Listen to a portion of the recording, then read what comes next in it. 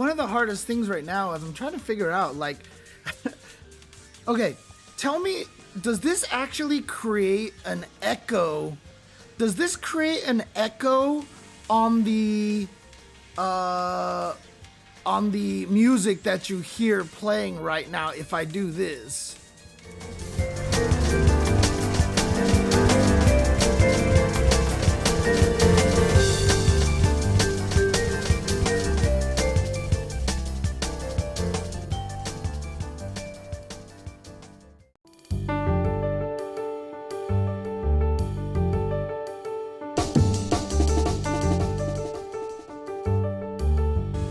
Oops, I shouldn't have done that. Hang on a second. Let me know if this creates an echo here. Let me know if this sounds like there's an echo. Let me do one other thing over here.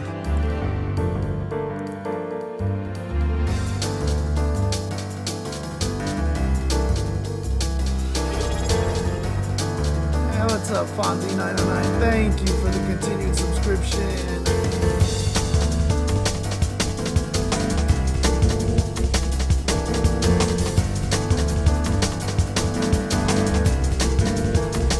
What do you guys think? Is there any sort of mini echo on just the song? Still hear an echo? Okay, cool. Yeah, I haven't been streaming that much, Fonzie, but I should be getting back into it. Naziroth, I just have a Tuesday show today because I wanted to finish something that I keep taking forever to actually finish. So I actually want to get through that. Whoops, hang on. You probably can't hear me very well because of that. So yeah, I saw that, JNV. I already saw that, unfortunately. So because I definitely retweeted the first news that he worked on it and then unretweeted it to retweet the fact that he's already left. So yeah, okay. In any case, hang on one second. I'll be starting very, very soon.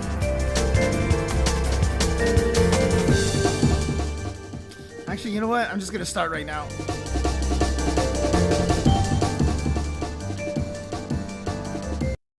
Well, I forgot to turn on the camera. Hang on a second, guys. Give me a second. Ah.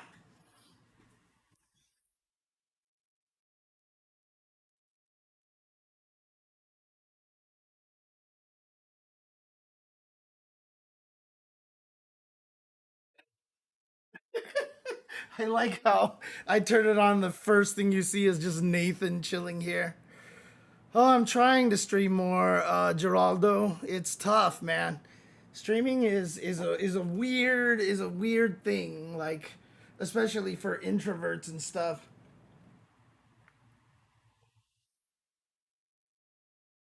I keep telling myself I shouldn't have to stream so long, but I always feel like if I stream for like an hour or two, it's like too short or something. But like how long do most people actually stream for? I definitely do a lot of like 5 hour streams, which I don't plan to today. Hopefully, I don't actually do that today, but we'll see. It's just water. Blazewind. Water is easy to chug.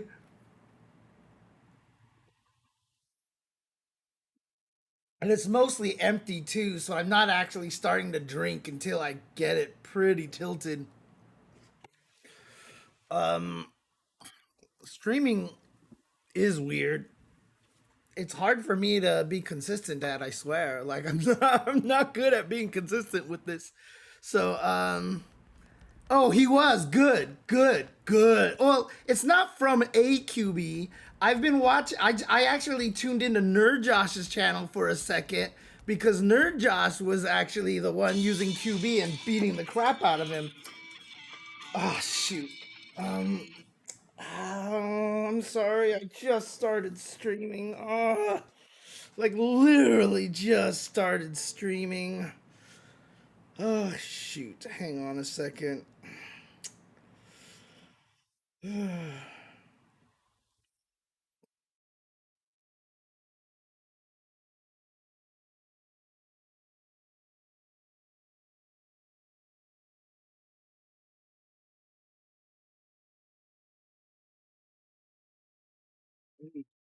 All right. Okay. But yeah, he's fighting against Nerd Josh, and I hope he is losing his mind about QB because God, I hate that character so much. QB is so just like horribly, horribly, horribly unfair. I swear to God, she is just ridiculous, dude. Oh my God. I mean, I hope he's raging. I mean, hang on a second. Let me see this. He's Silent Scope what again? Is it just Silent Scope or Silent Scope something else?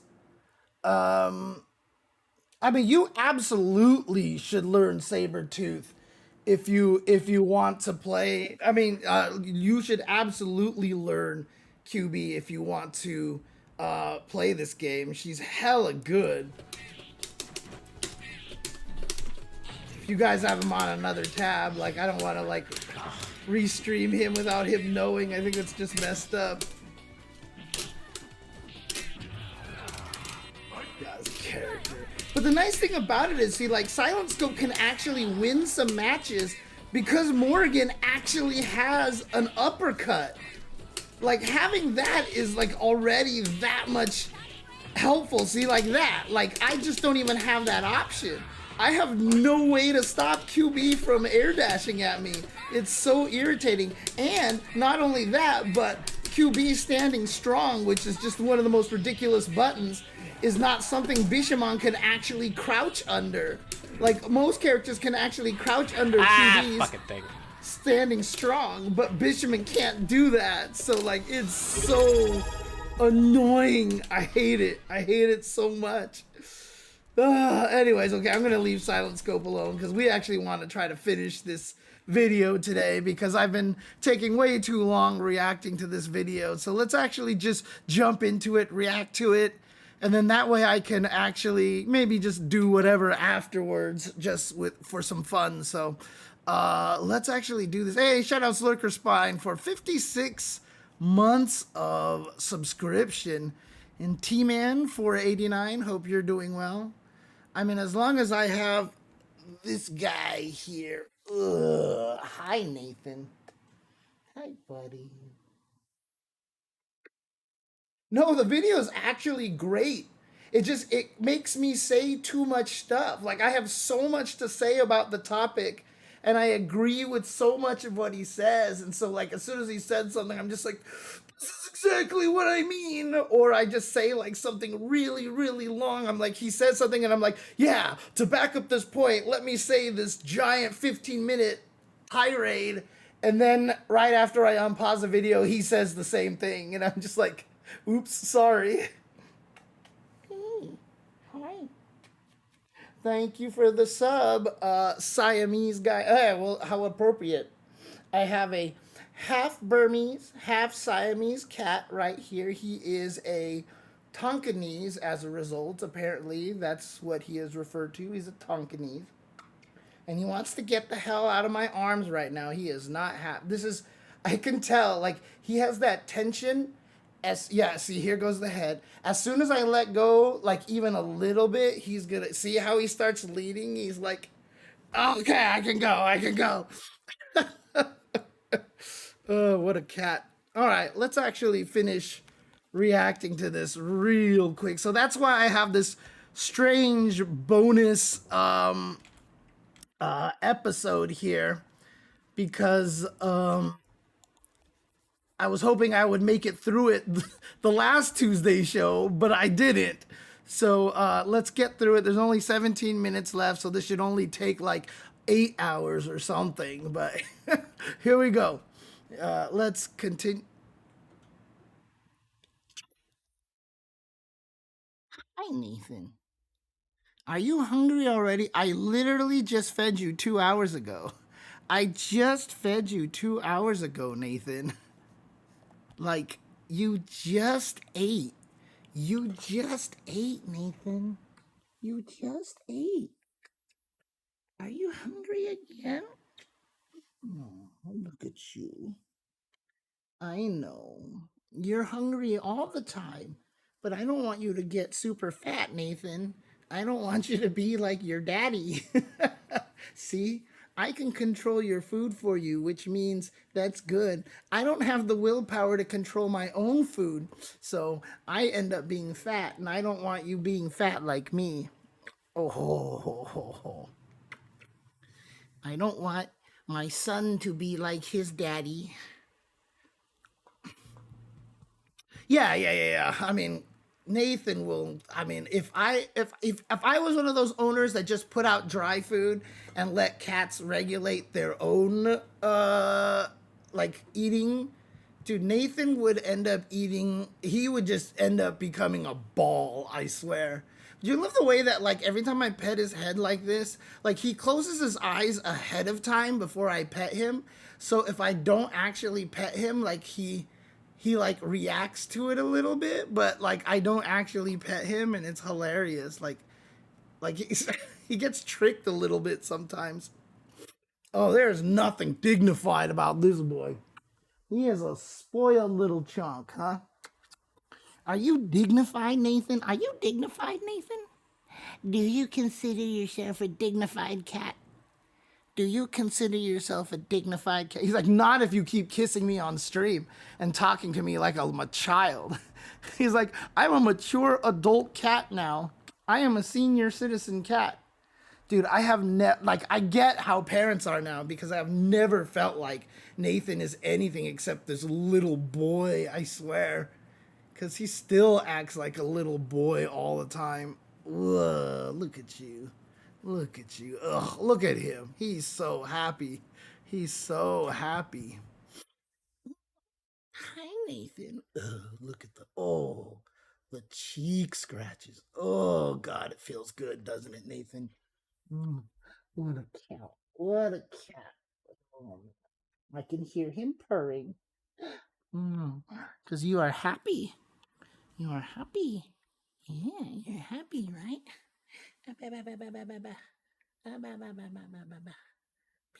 He just wants his head scratched. He's like, I don't care. You're trying to play with me.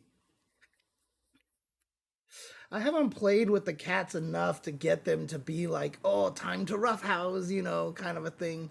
I've never roughhoused with my cats enough, and I kind of regret it because I feel like Nathan could certainly use the exercise, but this guy is a lazy cat.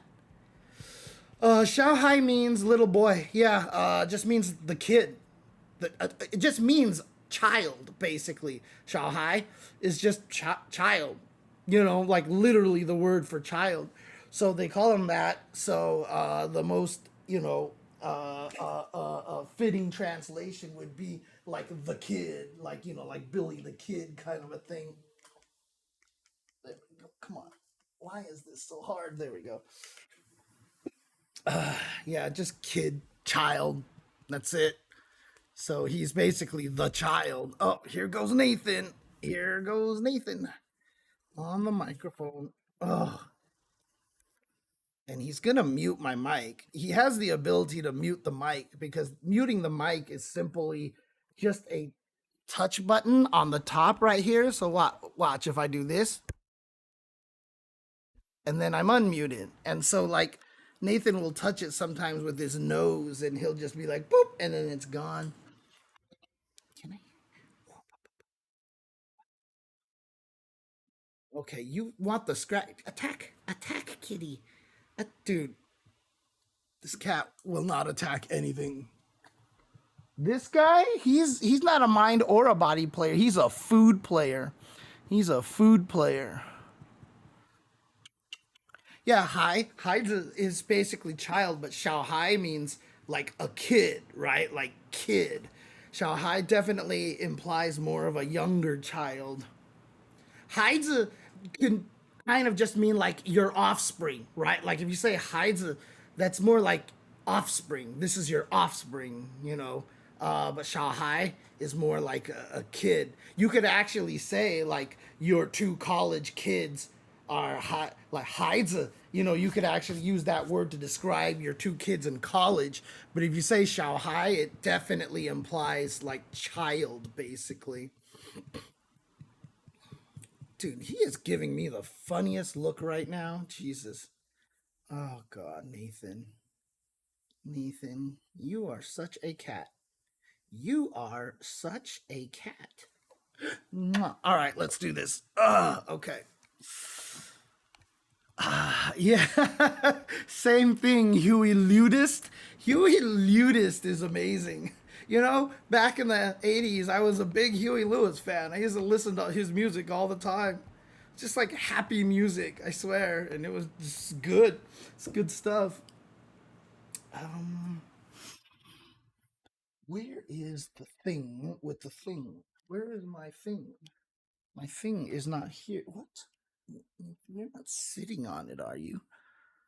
Ah, shoot. I don't have my glass. Where's my glasses wipe? I have a glasses wipe like everywhere in my home. And so there should be one at this station too that I can't seem to find. Do I have mine in my pocket? Okay, hang on a second. I need to wipe my glasses because I can't see a damn thing right now.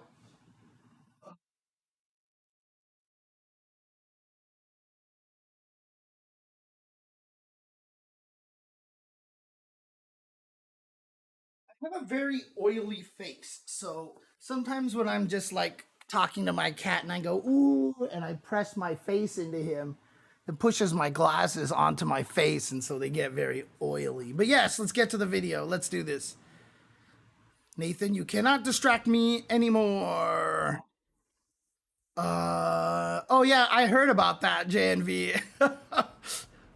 Okay, here we go. Here we go. Here we go. Here we go. So, in case you guys are wondering, this was Keats' video on game balance. We already did like two parts of it. So, we've already got through 58 minutes of it. So, there's only 17 minutes. Actually, what am I talking about? No, that's not right. That's not the right time. I was at like 47 minutes. Okay, yeah. I was over here. This is where I ended last time. So, Bargain. Speaking of brain dead, so this is where we started here. Yeah. So I was about 15 minutes away from actually finishing this. So let's actually get through this. Let's actually finish this and and then maybe I'll do a little Street Fighter 6 research here. So let's do this here. It's him talking about balance, how basically trying to like game balance is a myth, and that when you balance a game you have to have goals, and you can't just be trying to make your game fair, because fair is something that's in the eye of the beholder. And as he said a bunch of time, balance is also something that is like you can make it fair, but it certainly makes the game a lot more boring. Right. So yeah, most balanced game is footsies, right? So by balancing for fairness, you lose individuality. Your game becomes homogenous.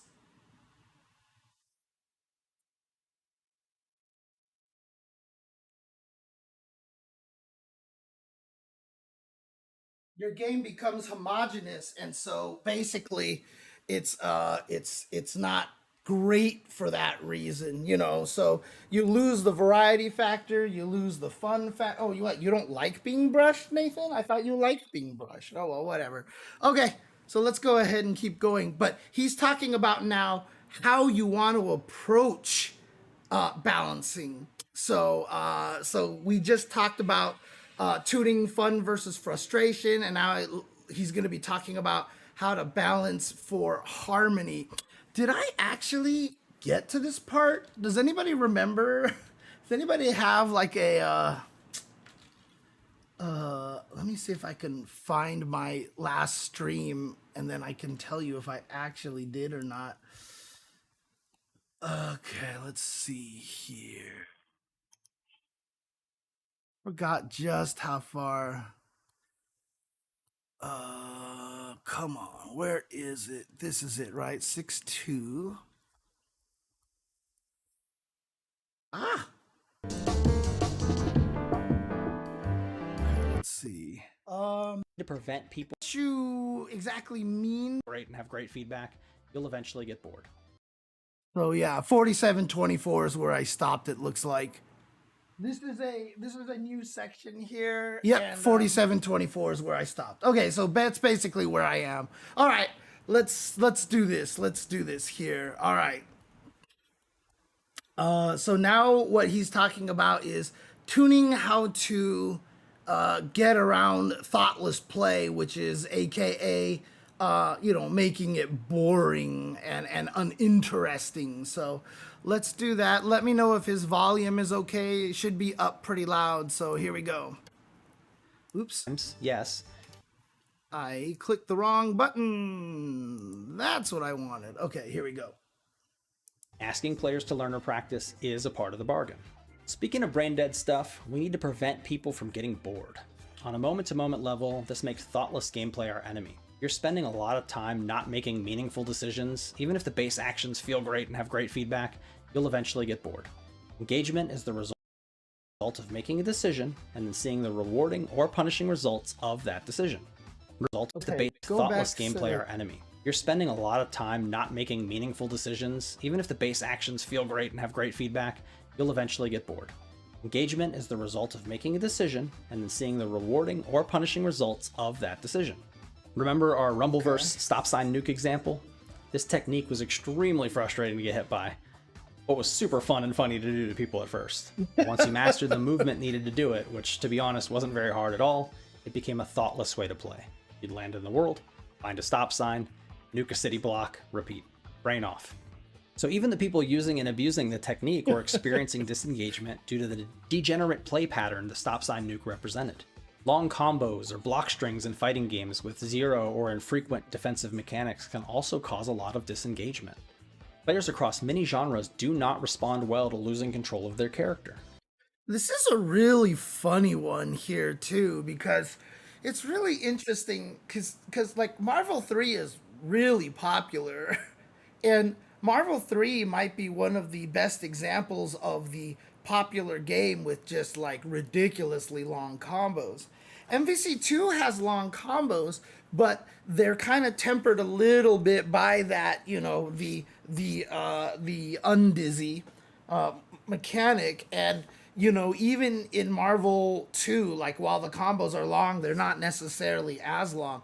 Marvel 3's combos are like freaking last forever, right? So like, well, HNK is a whole different story, right? HNK is, can you do the infinite? And if you do, let's go. Because getting to the infinite part is actually significantly harder than people think. So there's actually kind of like a skill factor there that we can't see because the players are so good at it. Marvel 3 combos are really long. And, I do think that's one of the things about, Street Fighter 5, Street Fighter 6 sometimes, is that the combos can get decently long. And you're just kind of sitting there going, ugh. And especially pairing that with, again, my favorite mechanic in the game, the level 3. You can burn all your meter, you can do everything because it's also super easy to calculate that you're going to kill them, right? Like a lot of the times most characters have a good, drive gauge dump combo that does like 5,000 damage, with a level 3. Like getting 5,000 damage is not hard. But the thing about it is without the level 3, the 5,000 damage combo basically just doesn't even, like, it can't even, come close. Like, you'll do it and it'll be like 3,300 damage. But since the level 3 minimum scales to 2,000 damage, you can always tack on that extra 2,000. And so a lot of the combos in Street Fighter 6 have gotten a little bit longer, especially as they keep going because they realize how to balance characters a lot more cleverly and make sure that their juggles aren't as egregious. And you could see that because some like the later characters, I swear some of these characters feel like they can juggle forever and it's kind of nuts. Hey, look at that. Rama 5 gave a gift subscription to Smack Dave. Thank you very much. Appreciate you, Rama. Hope you're doing well. Sad that I couldn't make Texas Showdown this year, but hopefully I'll be able to make it back next year. But yeah, it's just a lot of the time combos are really long. And like when I play something like Vampire Savior, like the combos don't last long at all, right? So how did Capcom have to deal with Ed's accidental dream combos, they just let it rock. They just let it rock because it's so hard to do and it's a sign of skill, right? If you can do Ed's dream combo, most people aren't going to be like, this combo's long. A lot of times people are like, oh, nice, he got it, kind of things like that. So, MVC2 Infinite because it looks like not everybody can do it. I mean, it depends on the Infinite, Dan FNP. Like, if you're doing Magneto ROM Infinites, yeah, that shit is hard. That stuff is really, really hard. But if you're doing, like, Strider versus Sentinel Standing Infinite or Iron Man Infinite, right? I mean, Iron Man Infinite's not as simple as it looks, but it's still pretty simple, hence the meme video. Once you get the rhythm down, it's pretty easy. But, right, so people complain about Ed's meter build in Dream Combos, and it wasn't even just that. It was the huge disparity in drive gauge because so one of the nerfs that they gave to the Dream Combo was really smart because originally the way it works is that if you ever get hit by anything that drains your drive gauge freezes, right? So even let's say I just drain 1 point of drive gauge when I hit you. That means your drive gauge goes down for 1 point, but it stops building up and it waits. It has that cooldown. So when you get hit by something that drains your meter, it goes bam, drops. There's a cooldown and it starts to grow. So what they originally did, the way that Ed's level 2 was built, was that every hit drained a tiny bit, and they all added up to the same amount that every level 2 drains. But they didn't realize this dream combo existed, and what makes this dream combo really good is you go hit, they bounce, but one hit. You hit them, they bounce, but one hit. Hit them, they bounce, but one hit. And so every time they bounced into the fireball for one hit, it froze their drive gauge gain. They never actually gained their drive gauge back, and every time they got hit, it would start the cooldown over again. So this whole combo where Ed is taking you across the screen, punching you, and he's building all this drive gauge, and you are just stuck. Your drive gauge just goes down little by little by little. And so the nerf that they gave to it is they changed it so that all of the drive gauge drain now only comes in the last hit. The explosion at the very end. Which means while Ed is doing the dream combo, you're actually recovering drive gauge during that entire time. So after the initial hit off of, well, actually not even on the initial hit, like once you start, pow, launch them up, and then you start juggling them, none of those hits before the very end drain any drive gauge, so your drive gauge goes up. So both of your drive gauges are going up, although Ed's is going considerably faster. And then if he actually finishes the dream combo, the explosion at the end then drains the chunk, but at least you've gained a bunch of drive gauge back. Previous to that, it was just like a massive swing in drive gauge. So I always thought that was a very, very genius way for them to nerf that move. So I think that was really, really smart. You can fit 2 full rounds of VF in the time it takes for a single jury combo into level 3 in Street Fighter 6. Not into a level 3, into a level 1, because jury's going to be able to do a super long combo because of the Feng Shui engine. And before, the Feng Shui engine made sense. I didn't mind that being a long combo because that was kind of the point of the super, right? But a lot of these later characters, like, they have some, like, crazy long combos, but they're just like, bam, in the corner, doom, doom. They keep doing stuff. And you're just like, what the hell is happening, right? What's up? Yeah, it's Darren. So that's what that is, okay? Oh, it wasn't even a long level 3. Okay, it wasn't a long jury combo, but the level 3... yeah, is long enough on its own. But yeah, I mean, honestly, because like VF rounds are super fast, right?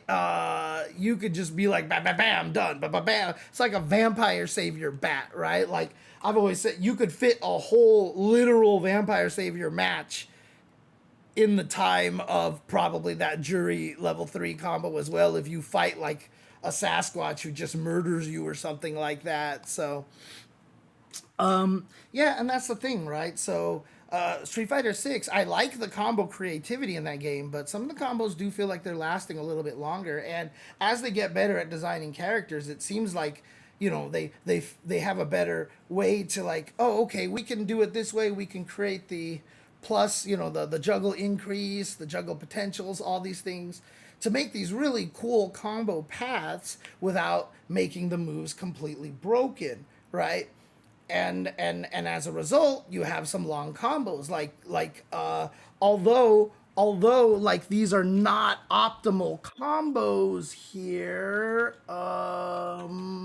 Boom, let me see here. I definitely retweeted like some stuff over here.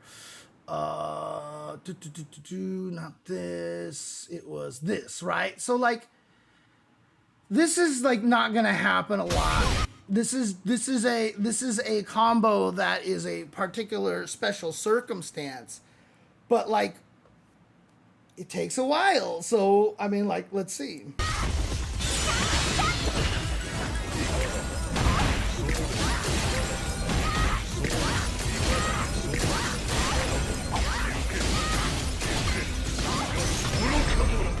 Right, and then on top of this, you gotta wait for the level 3.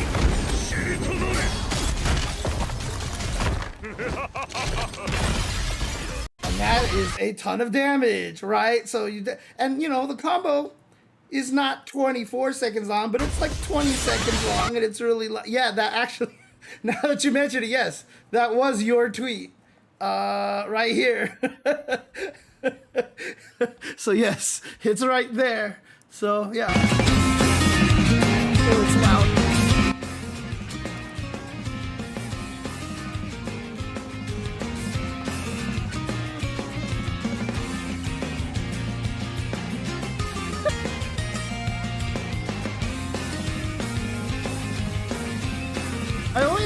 I think one of the most genius parts about your videos too, RDE, is that the most like when you mimic it, like the worse that the result turns out is almost like the better result, right? Like if you throw the shurikens on the ground, like if they spread out too well to match the actual thing, I almost feel like you'd want to re-record it just to make sure it goes a little more wrong. But yeah, but that's how long like some of these combos have turned out. I think there was this one too here from Javits. Like this is a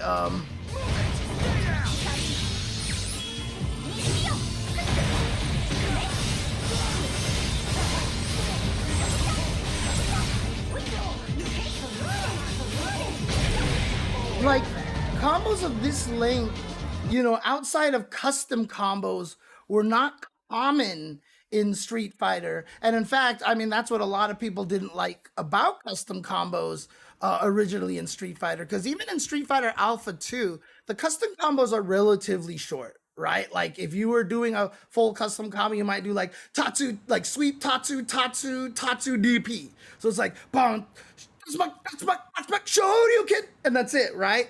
Then in Alpha 3, it just became like Sakura, back heavy punch, spin kick, back heavy punch, spin kick, back. So it was like pow, shampoo kick, pow, shampoo kick, pow, shampoo kick, pow, shampoo kick, pow, shampoo kick, pow. Like it started lasting a little bit longer, and since then, combos in general have gotten longer and longer. And again, in previous Street Fighters, they feel like they get a little longer. Street Fighter 4 got a little longer. Street Fighter 5, thanks to some V triggers, got even longer. But now, thanks to all the drive rush canceling that you can do and all this other stuff, like the combos in Street Fighter 6 are probably one of the longer outside of custom combos that Street Fighter has ever had. Which is why, like I said, that whole thing that Keits is talking about is weird to me, because like, yeah, Marvel is so popular despite the fact that combos are so long, and people who love this game don't seem to mind it. It's really weird. It's really weird. Like people seem to just have just accepted this is how it is, and they just go with it, and they don't mind. But I think it is one of the things that makes it a little bit harder for people to pick up on the game because the combos are really long. I mean, that happened with a lot of other games too, because I know like Dragon Ball Fighters combos can get really long, but like I said, there's an audience for that. There's an audience for those games, and again, I don't want to see games unify into one. What do you call it? One standard, right? I want games with some of them really long. I want some of them for a little bit shorter. Blah blah. So yeah, see if you come from MVC, you're like, whatever, dude, crazy. But it's like weird. It's weird how it works. But I like combos, but I get when people don't like it that much. I knew TGM4 was coming out on Switch. Is it out now? Because if it is, I'm gonna have to see if I can snag a copy of it. So, but yeah, so MVC3 is a weird one, but you know, the fact that a lot of the combos are make you feel badass because they're actually hard to do. A lot of these Marvel combos that are crazy actually require a lot of skill and timing and stuff. Like the crazy Marlin Pie Doctor Doom combo after the TAC is still one of my favorite combos because like there's a lot of adjustments you can make. There's no one right way to do that combo. You can actually do a lot of different small subtle tweaks in the combo. Like you can accidentally hit medium punch or medium attack too late and they fall a little too low. So you learn to juggle with medium faster. But if you juggle them at the right height, you do medium, slight delay, medium, and then into the gunshot. So you can adjust the timing on the medium to bring the character to the right height so that the gunshot shoots them just right and all this other stuff. And so it's a really like strangely interactive combo, and I really enjoy that about Marvel. So like I said, it's nice because Marvel combos do have a little element of that makes you feel badass, and there actually is a lot more skill than what you think you're seeing on the screen, right?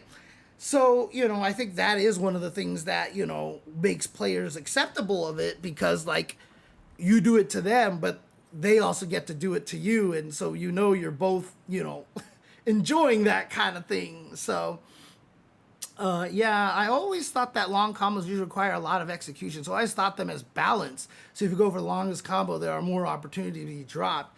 Yeah, that's true and not true, right? Like, so a lot of the times, I mean, the thing that makes the dream combo for Ed so difficult is that it is not an automatically timed combo.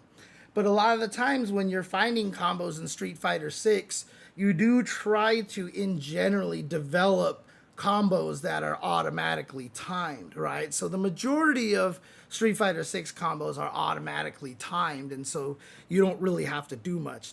Now, that doesn't mean there aren't more opportunities to drop, because as long as you got to do something, you can drop a combo, right? But obviously, the chances of you dropping it are a little bit lower, but it's always there. You can just, the one in, 1,000 times you botch your quarter circle forward in the middle of this game winning combo, and you're like, oh God, kind of thing. So, right. And KI is a completely different story because there's a mind game to play while you're doing combos. So that's a whole different story. Yeah, KI is a whole nother, like when you actually start landing combos on people and you start trying to break combos, like, yeah, KI is one of the most mentally tiring games because you can never stop thinking. It's crazy. Long combos sometimes involved infinites and killer instinct were balanced by the combo breaker. Yeah, for sure, for sure. And it wasn't even infinites if you're talking about the new killer instinct, because if you repeat the same pattern over and over and over again, you just drop out. Like your combo meter fills up and they just fall out. So you can't actually keep the combos going. Still not sure how that didn't work out so well for Invincible. I haven't played it enough because, they tried to implement a similar system. So I'm not sure what mechanic is used to bypass the combo meter increase. But also, you're thinking of Skullgirls as well, JNV. Skullgirls has an infinite prevention that is a interactive infinite prevention, because if you do repeat a sequence, the hit sounds start sounding different and you can burst out of the combos. So Skullgirls was designed with an interactive, built-in infinite prevention system. So there is that as well. So, but yeah, it's always funny that, Marvel is like, we talk about what games are popular. Marvel 3 is one of the most popular games out there, and it has these like ridiculously long combos. Although it did create one of the greatest moments in fighting games. If you guys remember, I think it was a Texas Showdown match where someone was doing the Spencer Infinite. And the Spencer Infinite, if you know, drains a pixel at a time. Like it's pixel, pixel, pixel, pixel, pixel, pixel, pixel. So you basically do the combo until you win from timeout, basically. Like if you have a lead, you don't kill the character you're infinite, you just waste the entire time. And so the opponent is just sitting there watching the timer drain. It's just zip, zip, zip, zip, zip, zip. And he's just watching and he's just watching, and he gets him like almost all the way down to no health. The timer's just about to run out. He drops the combo. The other guy hits Spencer, activates X Factor, kills him, and then like kills the other two characters like instantaneously. So good on the guy who was getting infinited to never actually like stop paying attention, dude. It was so funny, dude. Like, it was so good. It was such a good sequence. If somebody can find that video on YouTube or something like that and link it, I'll play it, and it's hilarious. So, but yeah, in general, you don't want your opponents to lose control of their characters, which is why something like KI was so interesting, because while you're getting comboed, there's a lot of decisions to make right there. Do I go for the breaker? If I mess up, I get locked out, which means my opponent can do a lot more free damage. Do I break a combo legitimately so that I break it in the same place like 2 times, and so the third times I go for a counter breaker, or I just let my opponent accidentally, let him try to go for he has the counter breaker. So like I will break it in the same spot twice, and then the third time I won't try to break it. My opponent goes for the counter breaker and then drops the combo, and I get to kill him for that, right? Or like, do I think my opponent is not going to risk it, go for a short combo, and so I don't even have to try to break it, right? So Justin Wong in season 1 of Killer Instinct, he just figured his neutral was better than everybody else playing KI.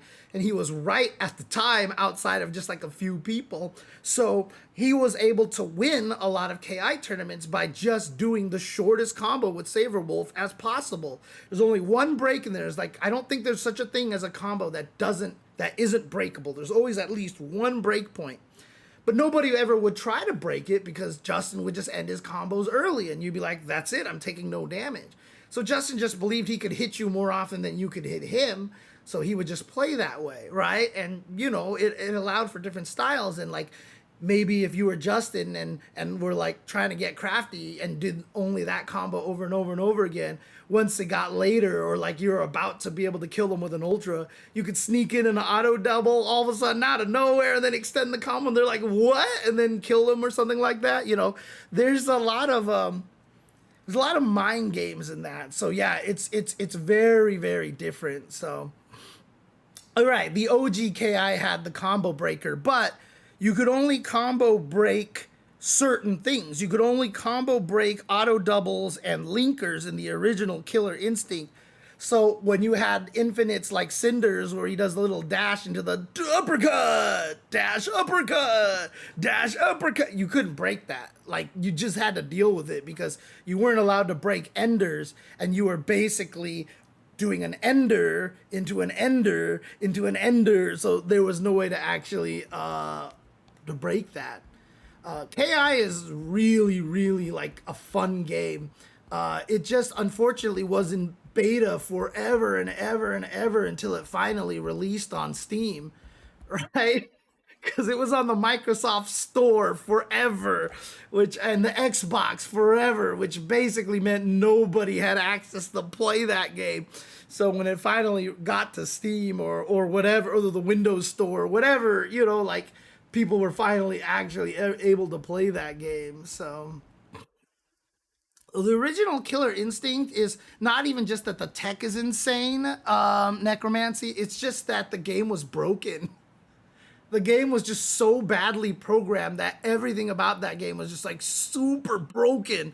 And so it was a lot of exploits and people taking advantage of stuff all the time. What's a BDE birra? Birra?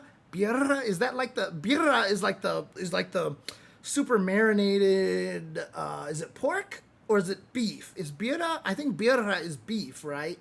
That shit's delicious.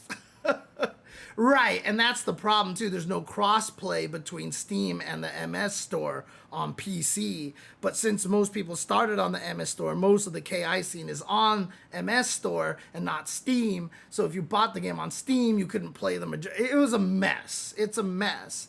It's a game that definitely deserved to have had a better chance than it got, but like the amount of people who really enjoyed it, I still even remembered before Tokido decided to quit playing more than one fighting game because Street Fighter V required too much concentration. I still remember there was one point in time where Tokido was like, I really want to get into Killer Instinct because he was like, I think this might be like the best fighting game that's out there right now. He really enjoyed it a lot. So that game is a game has a lot of really cool stuff going on. The characters are some of the wildest characters you've ever seen. So the hardest thing about that game really is just trying to figure out what all the characters do because they're all so crazy unique that it's not even just like, oh, I picked this character. They're really hard to use. It's very hard to fight a lot of characters, though they did have a lot of interesting systems put in place to kind of help because once you got hit into a combo, the mind games were kind of the same between all the characters. The big thing about KI was that it was about a lot about the neutral and how do you get the hit, right? And the nice thing about the combo breaker system as well is that it allowed, the developers of that game to make characters like kind of cheap, like really kind of broken, right? Because even if they had like something that was super good, if you get hit by it, you always have a chance to escape it. And there's a temptation for the person doing the combo to end it shorter so that they don't get broken and lose the majority of their damage, right? So, by nature, it was okay to make the game a little bit more broken. And so, like, it added a level of spice to the game. Like, everybody could be messed up, but, even after you got hit by the dirtiest mix, you could still escape or even not escape, and then the opponent just ends the combo early because they're scared that you're gonna break. Like, there's a lot of crazy stuff going on, and if you're talking about the original KI is dial a combo, but KI in the modern KI is not really dial a combo. I mean, it kind of is, but like you have to learn a lot of different phone numbers because if you keep using the same phone number, you're going to get blocked and that's the end of it, right? And so you have to be like one of those market spammers that you have a bunch of different numbers so that way if the person that you called, call blocks you, then you can still call them with a different number, basically. Oh man. Anyways, crazy tangent here, as I usually do. That's why it's taken me forever to go through this. Let's continue forward here. Players across many genres do not respond well to losing control of their characters. In fighting games, you lose control of your character every time you get hit. My own small-scale studies show players starting to disengage and have frustration spikes on average between the 6 and 8 second marks of losing control of their character. That's interesting. 6 to 8 seconds. I wonder where he got that from. I'd like to talk to him about that, figure out where he got that number from. But that sounds pretty right. Like, depends on the game and depends on the audience, but yeah, I think in general that sounds about right. This is the perfect pair for your iPhone, and it replaces 3 different chargers. So when I travel, I don't pack extra cables, I don't have to pack extra bricks. This covers my phone, my watch, and anything you... Here we go. Obviously, some individuals, especially in the FGC, have an extreme tolerance to this and can routinely sit through repetitive 40-second long combos on the receiving end. But this, in my experience, is not a critical mass of people. I'm not saying you should never make a game with long combos. I'm just suggesting that you need to understand the kind of audience you're trying to retain. Yeah, and this is another one, like, I mean, before, I know that they tried to change this, so I don't know if it's changed much, but 2XKO felt a lot like this to me as well. Like, the combos were very long and were a part of, you know, when my constant critique of 2XKO is that, you know, it's a game that seems to have been constructed to be beginner friendly and has ended up being very not beginner friendly. And again, there's nothing wrong with being not beginner friendly. It's just, like I said, you know, single button special moves, the ability to play duos and using another IP. Those things kind of signal that you're trying to attract non-fighting game players. And that game ended up with really, really long combos. Man, wait, did I get too much on my brain? When did I? Okay, I missed the reference. I missed the reference on that. But yeah, so like 2XKO, I felt like the combos were pretty long. Like, people actually look like they like some of the combos. I mean, they felt like Marvel 3 length combos. And I know they did a bunch of stuff to shorten them. They made certain moves, you know, create the hit stun deterioration a little bit stronger. Hey, look, Dead or Alive, I have nothing against Dead or Alive. I've never played it, but like, I always keep saying that I think that there's a great place that Dead or Alive serves in the fighting game community. They just have the weird problem, like the other side of MK. Like, MK is just too violent, and so a lot of people can't get into it. DOA has that problem of, oh, it's the game with the hot girls, and like, so we can't take it seriously, right? The hard part is like, they tried to make it less egregious. You know, I heard DOA 6 was toned down, but then all the fans got mad, and none of the people who never played DOA felt like it was any different, so they weren't tempted to actually go and play it. So like, in a weird way, like, if they make DOA 7, like, I hope they kind of make it as like titillating as previous Dead or Alive. Maybe they can tone it down a little bit, but that's part of their market, right? Like, that's part of what they're selling to. Like, I could never tell Mortal Kombat to take out fatalities, you know, because that would just absolutely destroy the game.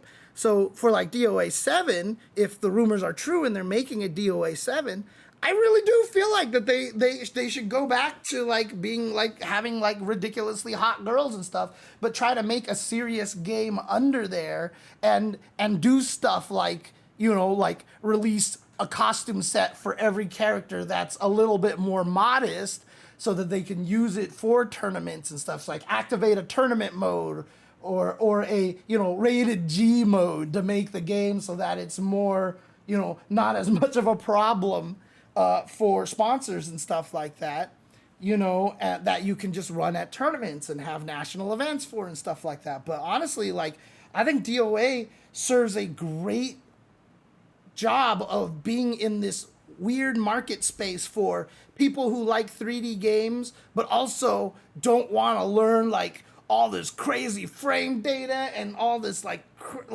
oh my god, like Tekken, like, you know, you gotta, is it your turn? And Virtua Fighters, like, here's all this RPS and you know, but like Dead or Alive, like, I get to knock people downstairs, you know, like like I get to throw them into cars that blow up and shit like that. Like, I think that's fine. I think DOA actually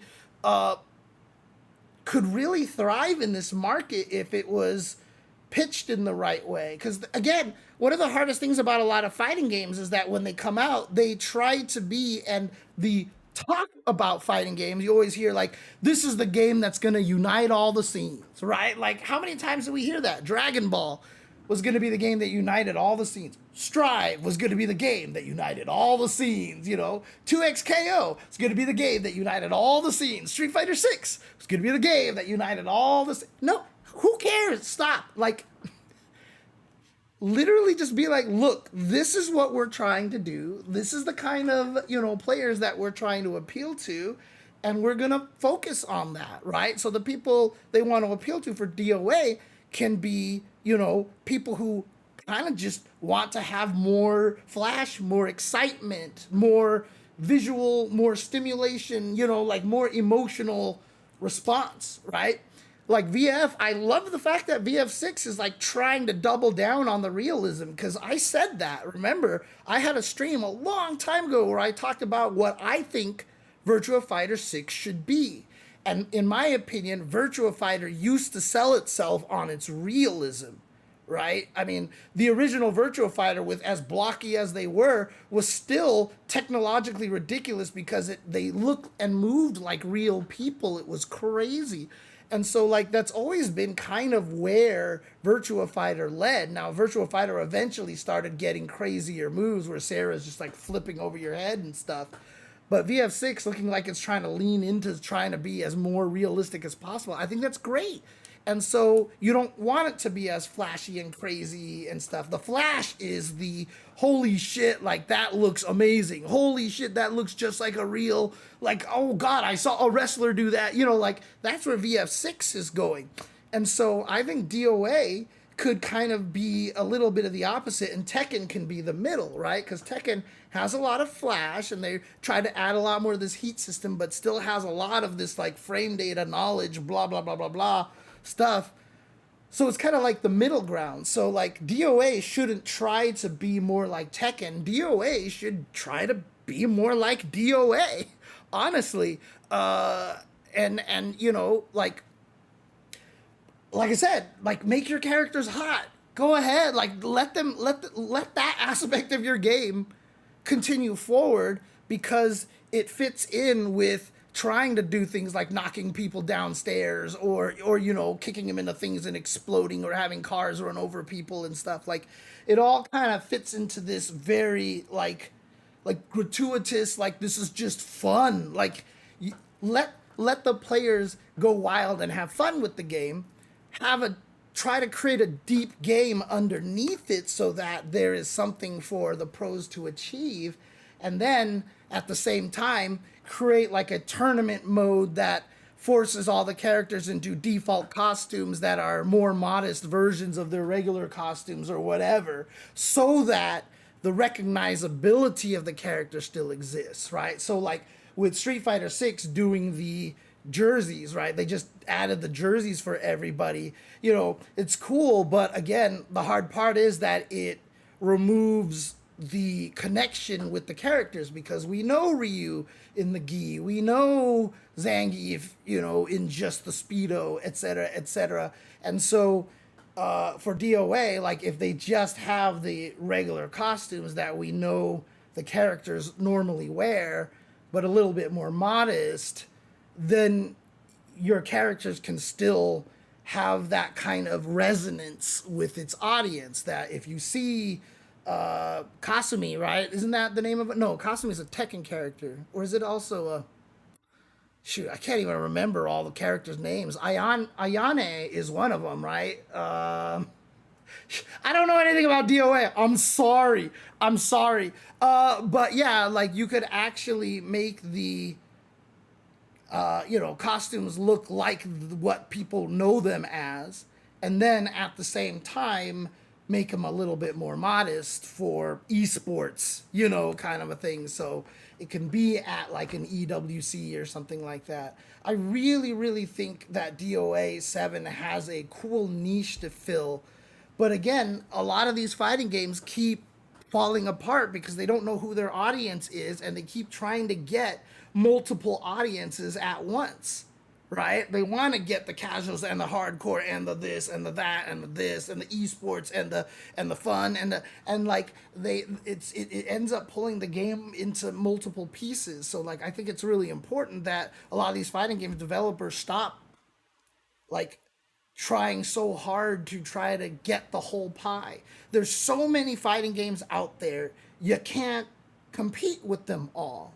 And a game like Street Fighter is always going to be like more popular because it's Street Fighter in general, right? So rather than try to go for Street Fighter's market, try to go for a market of players who you see are jaded by Street Fighter 6 or they're like tired of certain things, or like go for something that you feel like the fighting game market doesn't have in terms of a game to fill that niche, right? And I think that's what people have to do. They have to stop trying to, because like you're not, the reason why back in the day, because right now there's more fighting games than ever, but back in the day there was a lot of damn fighting games. But the thing about it is like Samurai Showdown 2, whatever version of Darkstalkers, Street Fighter, Mortal Kombat, Tekken, Virtua Fighter, Killer Instinct, they all were so crazy and different from each other. They all served different player bases and different markets. That doesn't necessarily mean that the FGC was stronger back then because there were fewer players, and so every game had very small support, which hurt the scene overall. But we're at a phase where we have a lot more players than we used to have. So rather than trying to grab the same audience that Street Fighter has over and over and over again, grab an audience with a game that satisfies an itch that Street Fighter isn't scratching. There's no reason to try to make this crazy, like, I appeal to everybody fighting game, because that already exists. And the way that Street Fighter 6 is right now is you are not beating that, okay? You are not being able to fight this, okay? Like I said, I know Steam concurrent counts don't mean anything, but the fact that Street Fighter 6 just broke its record for most concurrents at the end of Season 3 when Ingrid dropped is still a huge statement. And so if you're making a fighting game, don't go after the Street Fighter market. Go after a different market. Sounds a little contrary to what I've been saying about 2XKO, but I've never said make 2XKO like Street Fighter. I've just said that 2XKO has a tough time because by nature of the IP, etc., it feels like you're targeting an audience of people who don't play fighting games, right?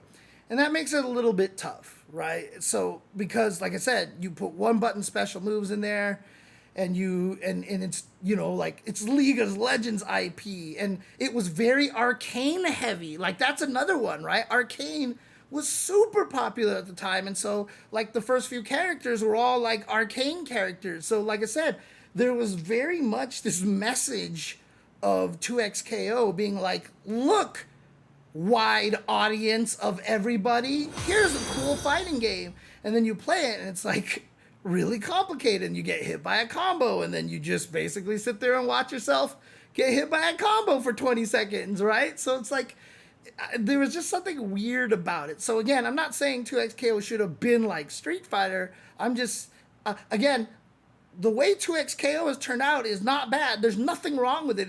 It's a great game, and in fact, right now I feel like they're finding their footing better than ever. The characters are looking really interesting, and it's really cool.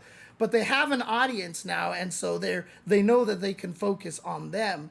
But the thing that I'm saying is that a lot of people believed when 2XKO was going to come out that it was going to be the biggest thing, that it was just going to be like the biggest fighting game, rivals Street Fighter in size and player base and all that stuff like that. And unfortunately, it never happened, right? It didn't happen. Free to play, that's another thing that makes it sound like it's supposed to appeal to casual audiences and stuff, because we want you to play the game and experience, like, it just didn't quite get that big. And that's where my my criticism come from. Again, a lot of it also stems from the fact that they did, lay off a bunch of people at one point in time, which I thought was kind of a bad sign. But I've heard since then they've hired a lot of them back, et cetera, et cetera. So I think they're doing fine. However, again, mostly what I'm just trying to say is that in terms of my critique of 2XKO, I feel like they weren't sure. The game didn't know who its audience was when it first came out. So again, I'm not saying to turn it into Street Fighter, because I don't think other games should try to be like Street Fighter. Because Street Fighter's already taken over so much of that market, and you don't want to do that, right? You can't fight Street Fighter at this point. So instead of trying to fight Street Fighter, make your game a way that works for. Oh my God, Nathan was just standing here. He almost fell asleep while standing here. So, yeah, I mean, a lot of people do just say stuff like that because they do want Street Fighter to fail, et cetera, et cetera. Thank you for the follow, by the way, Killer Tofu. Appreciate that. Did the game did not know its audience, or did the game just attract a wider audience than it was targeting? No, I think it grabbed a much smaller audience, Necromancy Black, because I think the game was complex, too complex for the message that I felt like the game was sending out. Again, it might not even be the message. Like, the devs probably at no point in time were ever like, we're trying to make a game that's simple. Like, it literally feels like the devs are trying really hard to fight the simplicity, right? They have a lot of button hold combos, like charging heavies halfway, and like they try to make it really complicated because I think they don't want the simple moves to make it feel like a low execution game, because they recognize where execution is fun and enjoyable. But as a result, like, all the casual people are like, cool, League of Legends. I saw Arcane. Caitlyn's my favorite character. I want to play this game with Caitlyn, or Vi is my favorite character, or, Ari is my favorite character. Let's go play this. And then they go and play it, and like they get hit by long combos, and then like the game is like super complicated, and it's like really, really confusing, et cetera, et cetera. So I felt like it didn't, the game and the perceived audience only overlapped like this. And I think this is kind of where most people are, right? I don't think they caught very many of the, this is a casual friendly game audience at all, right? Like, I couldn't tell you how, like, I don't think League of Legends players went over and played 2XKO at all. And that might not have been their goal, but I mean, again, when you make a fighting game based off of League of Legends, certainly feels like that's your goal, right? Like, I feel like that's like your goal, and you almost kind of don't have a choice. Like, that by nature, and I keep saying this, by nature, if you have a fighting game based off of an IP, you are trying to appeal to the fans of that IP. And someone just told a story on the internet. They tried to get a bunch of their friends like excited about, I think it was the Avatar game or something, like they're big Avatar fans or something like that, or it was Invincible or something like that, or might have even been League of Legends actually. And they were like, hey, come play this like League of Legends fighting game. Like, it's fun. And their response is, oh, I'm not good at fighting games. Like,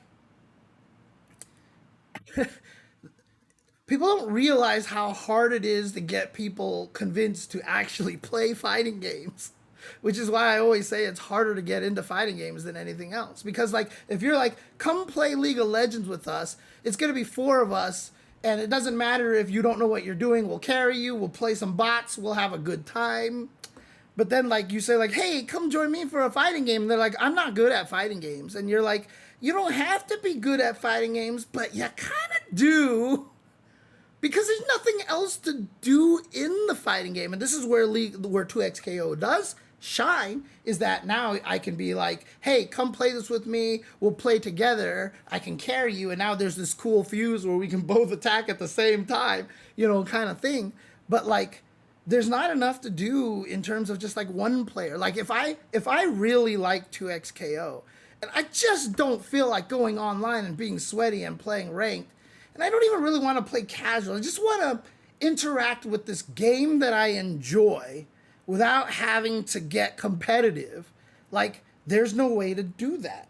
And Street Fighter 6, crazy enough, like already has like this blueprint out there. Like the fact that when I used to play Street Fighter 6 a lot, I'd go to the Battle Hub and I would run to the classic games and I would just go play Mega Man Power Battles or Bionic Commando on the NES for like 15 minutes because I just needed that break. But they provide you that break in the game, right? Like there's a lot to do in Street Fighter 6, even if it's not playing Street Fighter 6. Like if I'm playing in the Battle Hub and I'm like, okay, I need a break. I'll just run to there, go play one of those games, and I come back and play. Or I can go mess in World Tour, or I can do, there's a lot of things you can do. It's crazy. Shun Zhao, I think, was the first character I used in League of Legends, actually. So yeah, that's all it is. That's all I'm saying is that DNF Duel did make me go check out the original game it was based on. Right. It works the other direction, but it doesn't work this direction. And maybe that's what it is. Maybe Riot isn't interested in getting League of Legends players to play 2xKO. Maybe they're trying to get 2x fighting game players to play League of Legends. I don't know. They don't have a lot of crossover sales or crossover promotions either, which is still bizarre to me. Like, I don't know why they have that. They don't have those crossovers. Like, yeah, I played Shin Zhao because he looked like a Romance of the Three Kingdoms character, and he also had a thing where when he attacked, he healed himself. And I would like buy stuff in my tree to actually make it so that he healed himself a lot. I've said before that my general style of play is very weirdly defensive. And like if I can heal myself, I just feel safer. So like the way that I play Hollow Knight is like completely, I only use my spells for healing. Like I never use my spells for attacking, And so Shin Zhao had this ability to heal himself, whereas there really isn't a way to heal yourself in that game, right? So I was like, this gives me a huge leg up. And as I played him, everyone's like, no, that's the wrong build. That's not what you're supposed to do with him. You're supposed to do this. And I was like, bro, let me play him how I want to play him right now, okay? Like, just let me do this. So, I mean, the name sounds like Zhao Yun right away, right? So, like, it's right there. So, okay. Anyways, back to this. Let's go. Long combos. Just suggesting that you need to understand the kind of audience you're trying to retain. And if the long combos do exist, find ways to make them more varied and or less frequent. Disengaged players on defense are very likely to quit. And, I think J and V asked last time, like, what makes a character like El Fuerte make you want to quit? It was maybe John or somebody asked that. James, switch the cameras.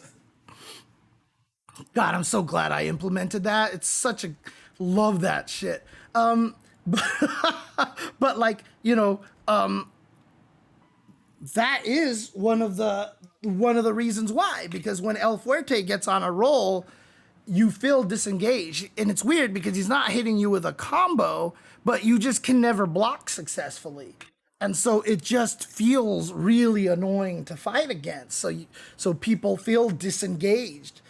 Same thing with zoners. Like they just feel like they can't play because they're stuck across the screen, and the zoner can hit you everywhere and there's no gaps in their attacks, which is always untrue except for some zoners. But those zoners are usually considered too good. Or grapplers, right? Like I can't block. Like this whole game is teaching me block to defend and not take damage. And then this grappler grabs me and I'm like, what? Like as long as you can't block very well, players get disengaged. So those are the characters that I describe as the make you quit characters, are the ones that if you block a lot, you die worse than if you don't block, right? So zoners, like you try to block and Dalsum's like, yoga fire, and like Street Fighter 2, and you're just, or Sagat, tiger, and you're just taking chip damage like you can't even imagine. So you try to get in on him and you can't. Or if you block, you just get command grabbed from way too far away. Or if you block, you just get mixed up constantly, and it doesn't feel like there's ever a right answer. So those are the ways that like make people feel like they want to quit the game, because they're just like, this, I can't do anything. This is dumb. Like, this is not fun. I'm not having fun at all. Like, I want to be able to block, because block is supposed to be safe, right? I mean, that's exactly why in the original Street Fighter 2, throws were deemed to be cheap. Because everybody was a grappler in Street Fighter 2, because throw ranges were ginormous in Street Fighter 2. And, you know, it required timing to escape when someone did like jab, jab, jab, run up and throw. Right? It required timing, and a lot of people didn't have that timing, and they would just get thrown because throws had one frame of startup. So it's like, as long as I hit the button like one frame and you weren't jumping away, or you didn't hit the button earlier, so like there's nothing you can do about it, right? So again, throws were considered cheap back in the day because they really were cheap, and it broke your defense.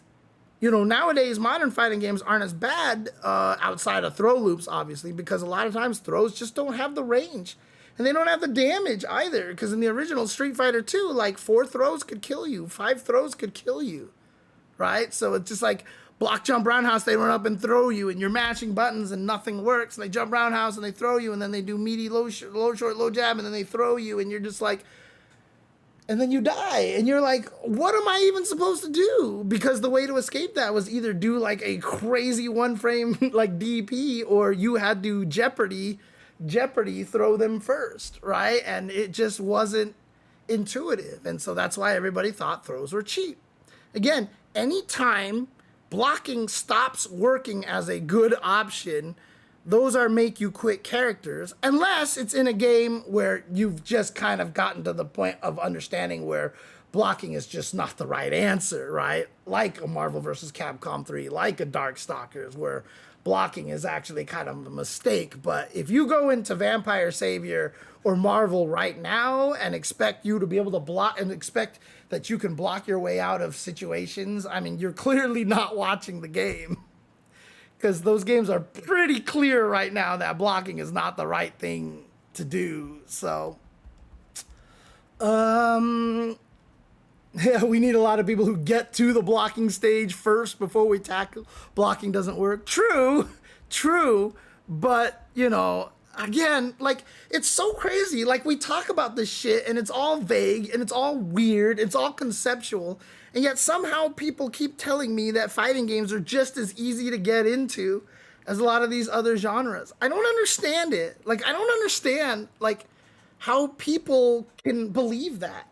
And usually when I say that, they're like, what are you talking about? It's just as hard to get good at League as... And I'm like, no, I'm not talking about getting good. I'm like, getting to the point where you actually feel like you're playing this and kind of like enjoying yourself, right? Like I said, even if you play, like, everyone's like, oh, you've never played FPS, you've never played MOBA, you don't know how toxic they can... Look, I had friends literally carry me in League of Legends, right? And even if I'm playing an FPS, like, if someone's shooting at me, I can fucking run. Or if I see somebody on my screen, I can try to shoot them. And if I'm standing still and they kill me, like, in real life, if I know if I stand there and someone's shooting at me, I'm an easier target. So in real life, like, I would run back and forth. So like in the game, I'm gonna like try to zigzag, right? Like, I'm gonna try to be like hard to hit. And then you see the enemy like jumping up and down and stuff, and you're like, I can't shoot him. You're like, oh, let me try jumping up and down too, to try to make myself harder to hit. And like, again, there's so much intuition that like kind of works, right? Obviously it's not enough, but the intuition pushes you in the right direction. Whereas when you see anybody fight in real life, that's how people fight in real life, right? even in real life, when people try to fight, their intuition fails them. And so when you play a fighting game, no one's going to have the right intuition because they don't have the right intuition in real life. And in the real life, if someone's trying to beat you up and you're like, shit, I'm smaller and faster than them, you run. And in fighting games, you run to the corner and you die faster. Like, literally nothing that is part of human intuition works in fighting games. And I don't understand why people don't understand that's where I'm coming from when I say fighting games are harder to get into, because there's nothing intuitive about the game. You can't even take real life and apply it to the game, because real life is this. And so real life becomes this, right? You just mash. This is why people mash, because that's how they fight in real life when you don't know how to fight, right? And then you have this jumping thing. Like, nobody jumps in real life, right? Like, nobody's jumping over you and shit like that. Like, there's no correlation between what you should do in a fighting game and what you think should happen in real life. So, like, it's just baffles me that people don't understand my point when I say that fighting games are really hard to get into.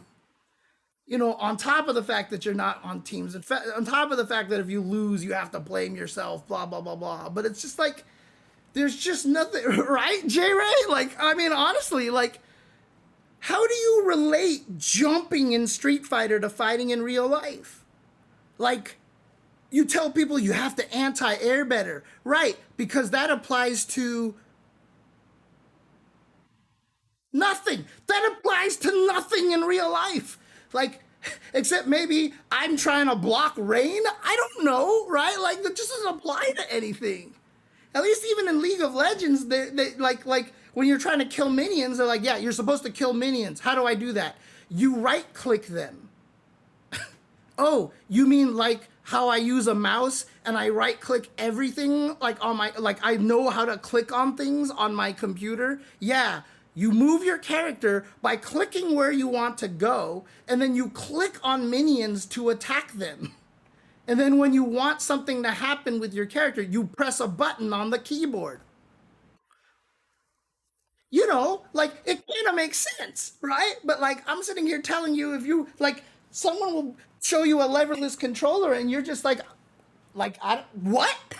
Or they show you a joystick. Nobody uses a joystick these days. Like, how does that even make sense to them? Which is why it makes sense for a lot of people to start on the pad. But then, you know, every video game in existence is designed for you to press the button, right? Even in Nintendo 64, they mandated that your main action button had to be on the big giant green A button, which messed up the Mega Man collection on the GameCube really badly, because they determined that the main action was shoot and not jump. And every Mega Man game has always had jump on the right and shoot on the left. So for the GameCube, they put shoot on the A button and jump on the B button. And so it was backwards of every single Mega Man game ever created. And you couldn't change it for some god unknown reason. But like, every game, you have that button that you're supposed to hit. Even if it is jump or shoot in Mega Man, you're always hitting. Mario, you're jumping everywhere. In a racing game, you're holding accelerate. In an FPS, you're shooting all the time. In League of Legends, you're right-clicking everywhere. In a fighting game, especially fighting games like Street Fighter 6, you're supposed to not touch any buttons. You're better off not pressing buttons. How do you teach that to somebody? How do you get them to understand that you're playing a video game, and every video game you've ever played, God of War, square, square, square, square, square, square, square, square. And now you're playing this genre of game where you are literally being told you should not hit a button, and there are times where you shouldn't hit a button for more than 20 seconds. Like, there's nothing goddamn intuitive about fighting games at all, man. Like, I don't understand how people don't understand what I'm talking about, where I'm coming from on this topic. It drives me nuts.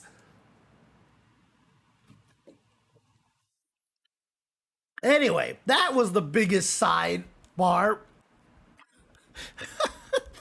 Well, yeah, so for Dark Souls, if you put anybody in Dark Souls, the first thing they're gonna do is run up and swing and die. That's what everybody does if they jump into Dark Souls because that's what people do, especially if you came from Devil May Cry or God of War. You go up, you try to swing at something, and the guy just straight murks you, right? But here's the trick, right? Here is the trick. Here is the thing that makes Dark Souls and all of its ilk successful is that Dark Souls is marketed as being really hard. The marketing has already told you that if you mash, you die. Because so many people talk about the game that way, and so many people are like, oh my god, this is the Dark Souls of. You know, like it's become a reputation out there. And then they promote the reputation of like, oh, once this guy got good, he can kill this thing without taking any damage. Isn't that cool? Like there is this like, oh, you can get good. Like there is a degree that you can get to where you can slaughter the game. Whereas when you first start it, you're like, oh my God, I can't do anything. But like the game has been built with this reputation. The hardest part is that fighting games are built with this reputation of being hard, but everybody keeps trying to promote it not as hard. Everybody yells at me when I tell people fighting games are hard. Like, I literally tell people all the time, fighting games are hard. Should I get into fighting games? Look, fighting games are hard. They will make you question your own life, and you have to do soul searching to become strong. But when you get good at it, the reward is going to be better than anything you've ever experienced in a fighting game. This is how I promote fighting games. I'm trying to promote fighting games like it's a fucking Dark Souls game. And everyone's like, James, stop doing that. You're scaring people. You're discouraging them. And I'm like, I don't want to tell them fighting games are easy because they're not. They're not easy. Fighting games are the Dark Souls of fighting games. Like literally fighting games are the Dark Souls of fighting games. You know? And that's the crazy, like literally my friend long time ago, she was the one that got me to play Demon Souls. And at one point, while she was a little inebriated, popped off on one of her friends and was like, I could beat you in Street Fighter. And the guy's like, okay, it's on. And they challenged each other. And she like messaged me and she was like, James, I don't know how to play Street Fighter. I don't know what to do. I don't know what to do. And I knew that she played Dark Souls. And I was being like, you play fighting games like Dark Souls. It's about distance, approach, back off, bait things out, hit them. And she was like, wow, fighting games are a lot more complicated than I thought they were. You know, like it's weird. Like, you know, like I taught her in the way that is like, look, this is not easy to do, right? And so, like, I taught her how to play. We played online matches. I was giving her little bits of hints. And she told me she eventually played her friend and kicked his ass and won the bet. So, you know, like, this is the thing, right? Like, we keep trying to tell people fighting games are easy. Oh, single button special moves. Oh, we have this. Oh, like this game, you know, blah. Like, we keep trying to tell people fighting games are easy. And that is what makes them really hard to get into because we're not being truthful about it. We are not telling the truth about fighting games at all whatsoever. Fighting games are fucking hard. They've always been hard. The reason why a lot of us don't feel like they've been hard is because I was allowed to learn an uppercut in 3 months. You know, because I was playing against the CPU all day. The first time I uppercutted Bison Psycho Crusher in Street Fighter 2 was like the greatest day of my life, you know, but for pros it was Tuesday, right? Like, but I felt like a boss. And keep in mind that Bison Psycho Crusher in Street Fighter 2 was, he would run up to you and he would go, like, it was so ridiculously telegraphed because that move did so much damage. And he would walk up and he would go, and this is regional Street Fighter 2 speed. Like, You could DP that, like, you have like 8 years to DP that. And the first time I DP'd that, I was in such panic. I'm just like, oh my God, I'm gonna try. Oh God, can I do this? Like, I was allowed to learn slowly. We don't allow people to learn slowly anymore. So, like, look, fighting games are hard. We have to let people know they are hard. And that's how we can get more people to play them. We have to tell them, look, this is hard, but it's rewarding. It's great. I mean, if we just say fighting games are the Dark Souls of video games, like, that might actually get more people to play it. Honestly. Honestly, it actually might get more people to play it. You know, it's crazy.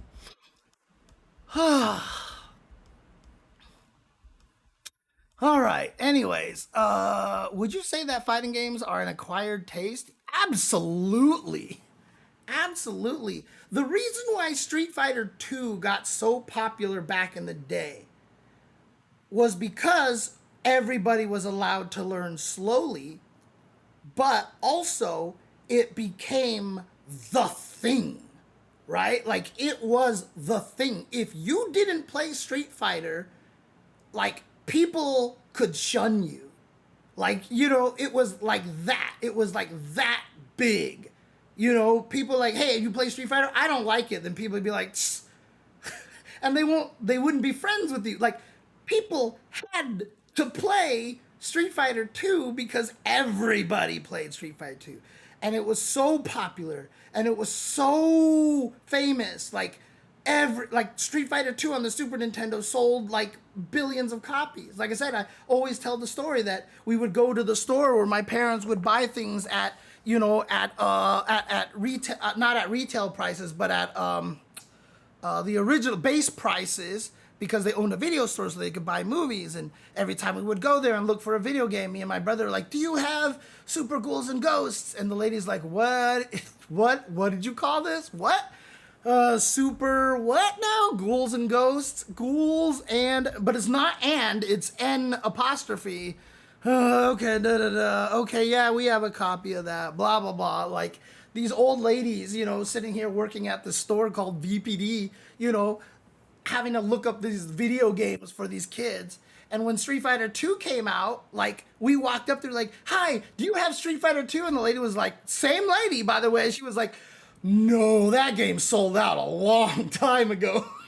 You know, like, all of a sudden, like, you know, this is how big it was. It's like like, nobody needed to be explained to what Street Fighter 2 was. And so everybody played it. And so everybody had that one friend who was good, who could teach you, etc., etc. Like, it was, Street Fighter 2 was such a cultural phenomenon. Like, we talk about Street Fighter 6 right now. Like, you know, the concurrence on Steam, I think it broke like 77,000 concurrence on Steam. If I try to picture like the concurrence of people playing Street Fighter 2 back in the day, probably would be a few 100,000 just around the world at one time, people on a Street Fighter 2 cabinet playing. I mean, like I said, the UCLA arcade had to set up like 5 or 6 head-to-head machines. And it was the only time in UCLA arcade's history that they actually had to collect the coins out of the machines twice a week. Because the Street Fighter machines would break halfway through the week because the bucket would get too full. And so you couldn't put any more quarters into the machine. Like, nothing has ever approached Street Fighter 2 level of popularity when it comes to fighting games. So, again, I know I've said this, told these stories a million times, but that's why everybody played Street Fighter 2 and were willing to get good at it. But now, today, there are 1,000 million games to play that are not Street Fighter. And so, like, how do you get everybody to play it? So yeah, like, fighting games are absolutely an acquired taste. You have to be of a certain mindset to be willing to sit down and play fighting games. And a lot of the people who struggle, like, I see a lot of them on Twitter from the Japan side of things, you know, they're always like, oh my god, like I like one guy was like, I was one match away from getting to like Diamond to 4 and I lost and I fell all the way back. I was so sad, kind of thing. And like every time I talk, I respond to every one of them. I don't even know who they are, but I'm like, don't worry, you've got this. Keep it up. I believe in you. Like, I don't even know if they know who I am. I don't even care if they know who I am. But it's just like, I want to give them that encouragement because it is hard. And so when all these people are like, God, you're still a beginner even when you get to master. If you're 1500, you're still a beginner. You still suck. And meanwhile, there's these people who can't make it out of platinum. And you're telling people that if they get into master, they still suck. I mean, like, what are you doing? Like, what are you trying to do by telling people that, right? Like, what is your goal telling people that? I really don't know, Like, no, this shit is hard. This shit is really, really hard. Like, I can get to master, like, in a day. Sure. But that doesn't mean that it's easy. I'm not going to tell everybody else, and it's not because, like, I want to prop up my accomplishment. No, I've been playing fighting games for 3.5 decades, okay? Like, I know what to look for. As soon as I sit down, like, when I studied Marisa, like, before I even played a game, I studied so much about this character. I was like, okay, this is probably a realistic common knockdown I'll get. What is my Oki after this? And when I played a real match, I was right. It was a common way to get Oki. And because I knew how to develop a mix-up, my Oki was good enough that I could mix the opponents up. Like, if I did one thing, the next time I would do something different because they were expecting the last thing. And so, like, I won 9 games in a row, and if I won the 10th one, I would have just made it to master right away, and I lost the last one, which made me really sad. But then the next day, I played like 3 games or 4 games, and I just made it into master right away. I know what to look for. I know what to try. I know how to build a character and use them in a way that is effective, right? Most people don't have this knowledge. And again, nothing intuitive will ever teach you how to play the game this way. Without me telling you or without somebody else telling you, you're not going to know that, oh, let me find my realistic neutral footsies way of getting knockdowns because, one, you don't know how to play neutral, so you don't know what's a realistic knockdown. And then once you get that knockdown, try to find a way to get Oki so that you can mix them up. But make sure that your Oki has options that beat the options that beat your original option. Like, even just talking about this, like, people are like, what? Like, they're so confused, dude. Like, it's one of those inside jokes that I wish everybody knew about because it's still one of my favorite inside jokes that me and my brother have. We used to play, all the Romance of the Three Kingdoms Koei games, which, take your turns, rule your kingdom, take over states, go to war, blah, blah, blah, blah. And in one particular game, you could actually, like, cast Confuse, essentially, on the opponent's units, right? And once you did, they would go, and, like, dizzy, like, spins would appear above their head. But there's like certain stats like during the game, like like how much panic there is or something like that, that if that stat was really high or like your confidence stat was really low, you could fall dizzy at any time. And so sometimes you would move these horse units. You go like, move to this square, and they go and they would just get dizzy all the time. And we used to always laugh because it just looked so funny because it's just like, and they'd get dizzy. And so, like, every time me and my brother would hear, like, super complicated things that made no sense, we would just instantly go, like, we would just reference that and we would laugh all the time. Explaining it this much probably makes it not funny at all, but, like, trust me, like, dude, like, every time I think about that, I start to crack up. Oh, man. Yeah, Street Fighter 2 saved arcades. They were in decline in the early 90s, and Street Fighter 2 was the last thing that kept arcades alive for a while. How crazy is it that one game by itself kept an entire industry alive on the basis of its existence?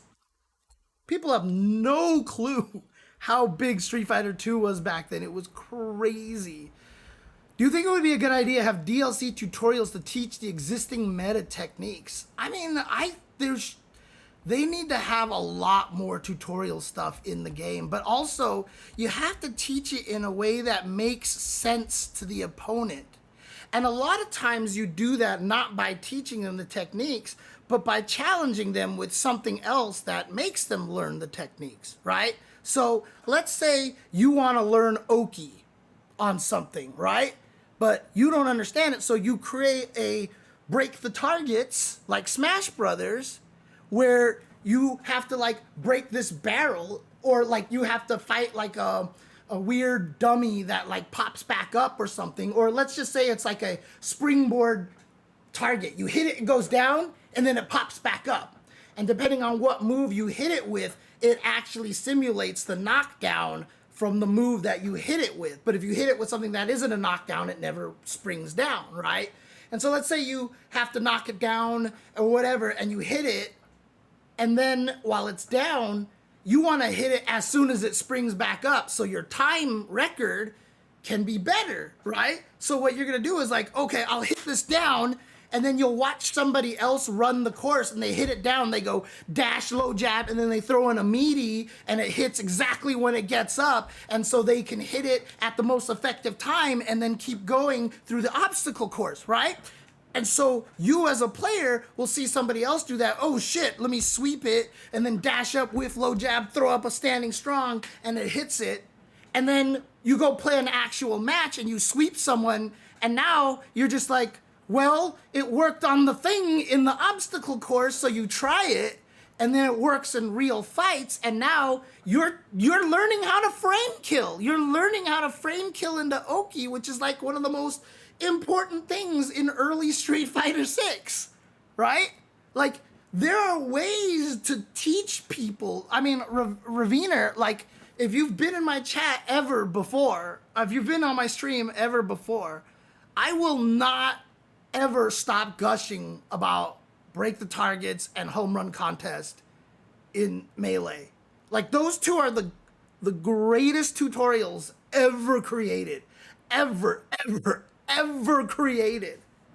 But the problem is, if you create a tutorial, like, if you knock down the opponent, find a sequence of moves that make it so that you can time a meaty perfectly on the opponent. Like, people are gonna be like, what the fuck is even happening here? I don't have no idea what you're talking about. Whatever, they'll just do what it tells them to do, and then they'll forget it and never remember. But if you force people into doing it in a way that they kind of have to learn, actually, let me do, nope, not this way. What am I doing over here? I need to change this camera back over this way because I'm not even looking at the video right now. But like, if you have to teach people in a way that they learn themselves and they'll push themselves to learn. Again, if you create a one-player scenario in which a player can improve on their own and visibly see a timer go down without having to do something to somebody else, but it teaches them things that help them when they actually do fight someone else. So let's talk about home run contest. I learned short hopping because of home run contest, because of Yoshi and his down A. His down A goes, it was just like a billion hits. So like, and it didn't knock anything anywhere. No matter how high the damage went, like, it took a while before the home run bag got knocked away by that move. So all I would do is just jump down A, jump down A, Like, I would just do that all day to the home run bag to get as much damage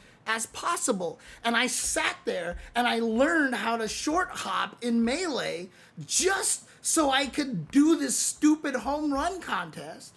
And then when I started fighting my friends, even though it was free for all, and if I picked Yoshi, I would be like, hey, let's see if I can do this on people. And then I would do the and like suddenly like it just makes sense, right? Like all of a sudden you're like, oh yeah, okay. And so like I learned it in a one player environment, but it helped me do it in a multiplayer environment. Like when you hit people with the baseball bat, you start learning that there's a sweet spot on the baseball bat, because you'll hit the baseball, you'll hit the bag, and sometimes it goes way farther, sometimes it doesn't. And just through trial and error, you realize, oh shit, there's a sweet spot on this.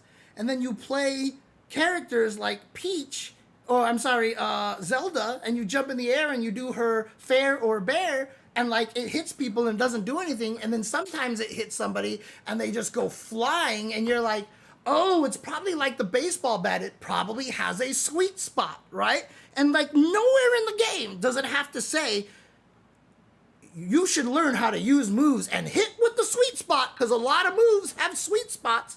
Like there's nowhere in the game that it says that.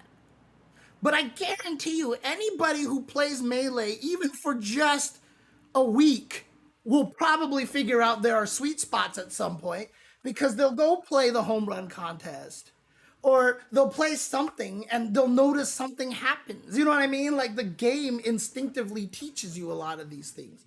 But that doesn't happen in fighting games. We just don't teach anybody anything in fighting games. And every time we try to teach them, it's through just walls of text.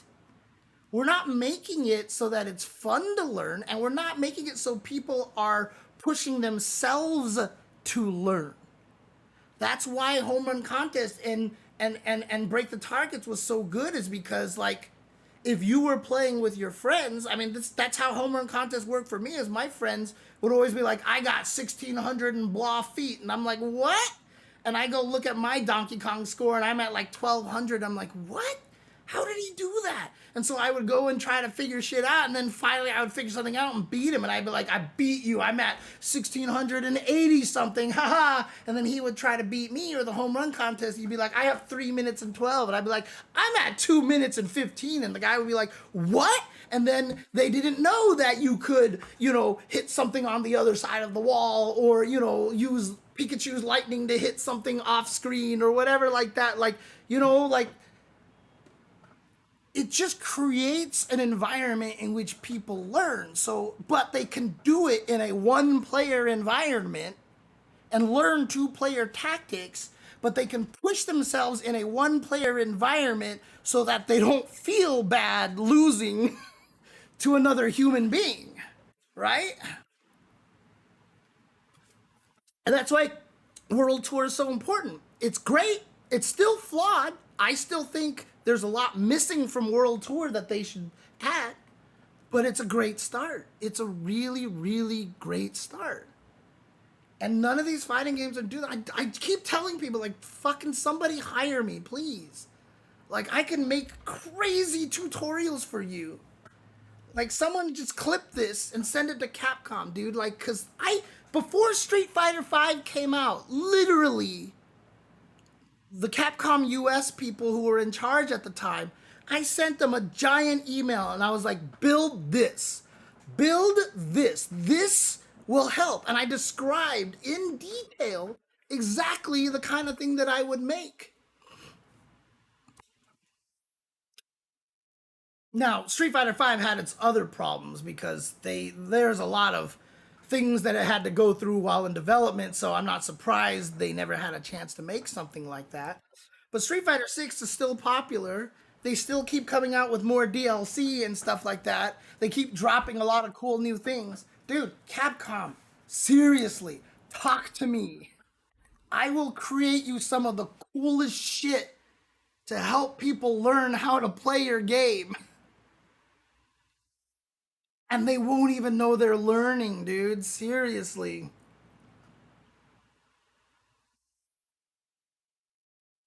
I pretend that I invented the frame meter.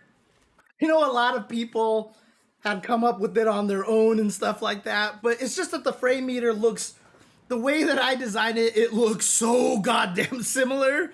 Even down to like some of the colors being the same. But The flip side is that it's easy to miss that stuff. I didn't realize short hops were a thing until Brawl, despite playing casually since 64. And that's fine. That's the thing, right? Like, you don't have to learn it because you also probably played so casually that you never had to learn it, right? And that's the thing. So like there's so much to be said about allowing people to not necessarily have to get good. And that's another genius thing about Melee is that it defaults to free for all. You could have somebody beat the crap out of this other guy, but in a 4-player match, like they beat the crap out of the guy and you sneak up from behind and you just like bump and you get the kill. Or someone launches someone and you shoot him with Fox's gun and you steal the kill. Or you find the star and then you just run into everybody and they all die. You know, like, you didn't have to get that good to enjoy those games.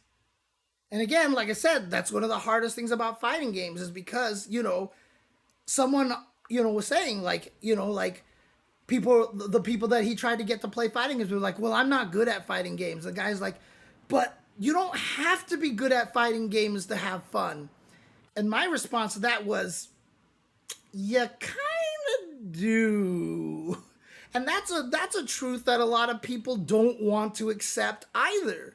Because when you buy a fighting game, ranked is like the only thing you can do in the game.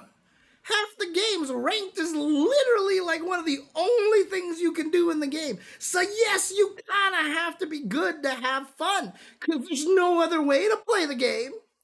And people are like, well, you don't have to like play to win. You can just play to have fun. No, dude, like seriously. Like as much as I tell people play to learn, what is that goal? Is so you can get better and beat people, right? Like I'm not telling people you don't have to win at fighting it. Like, dude, like people are playing fighting games when you see this number going up and down in front of your face, this MR number, you're gonna try to want to get that number higher. So you're gonna want to try to win. Otherwise, like you feel like you're not doing it. What are you playing the game for? Right? Like you have to give yourself a goal, and there's literally no other goal in those games except get better at ranked, get higher ranks. And if that's all you're providing your audience, that's the only thing that they're going to think they're playing fighting games for. If every game came out with as much shit as Street Fighter 6 had in it, people wouldn't be as scared to play fighting games, man. Like, they just wouldn't be. Because they'd be like, okay, I'll play it. And then they'll play it. And they're like, this is fun. I'll buy it.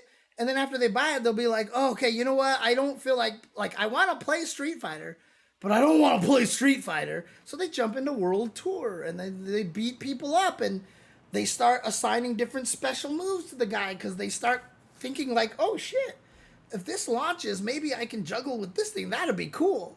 And like you've kind of got them thinking critically already, playing the game in a way that's fun for them.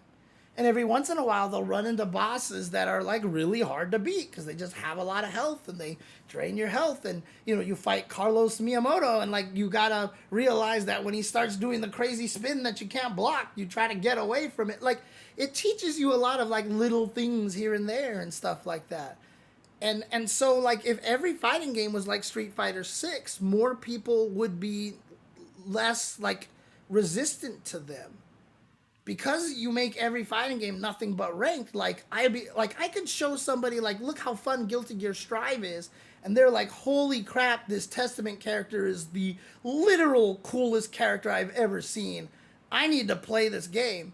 And then they jump in, and like the only thing you can do is fight other people online, and all they do is just get beat up, and then they're just gonna like, what fun is this? Right? Like, I don't know. Like, I feel like everybody's making fighting games incorrectly, and it drives me nuts. It drives me crazy. And I sit here and yell at the clouds about this all the time, and people just blame me for being old and senile.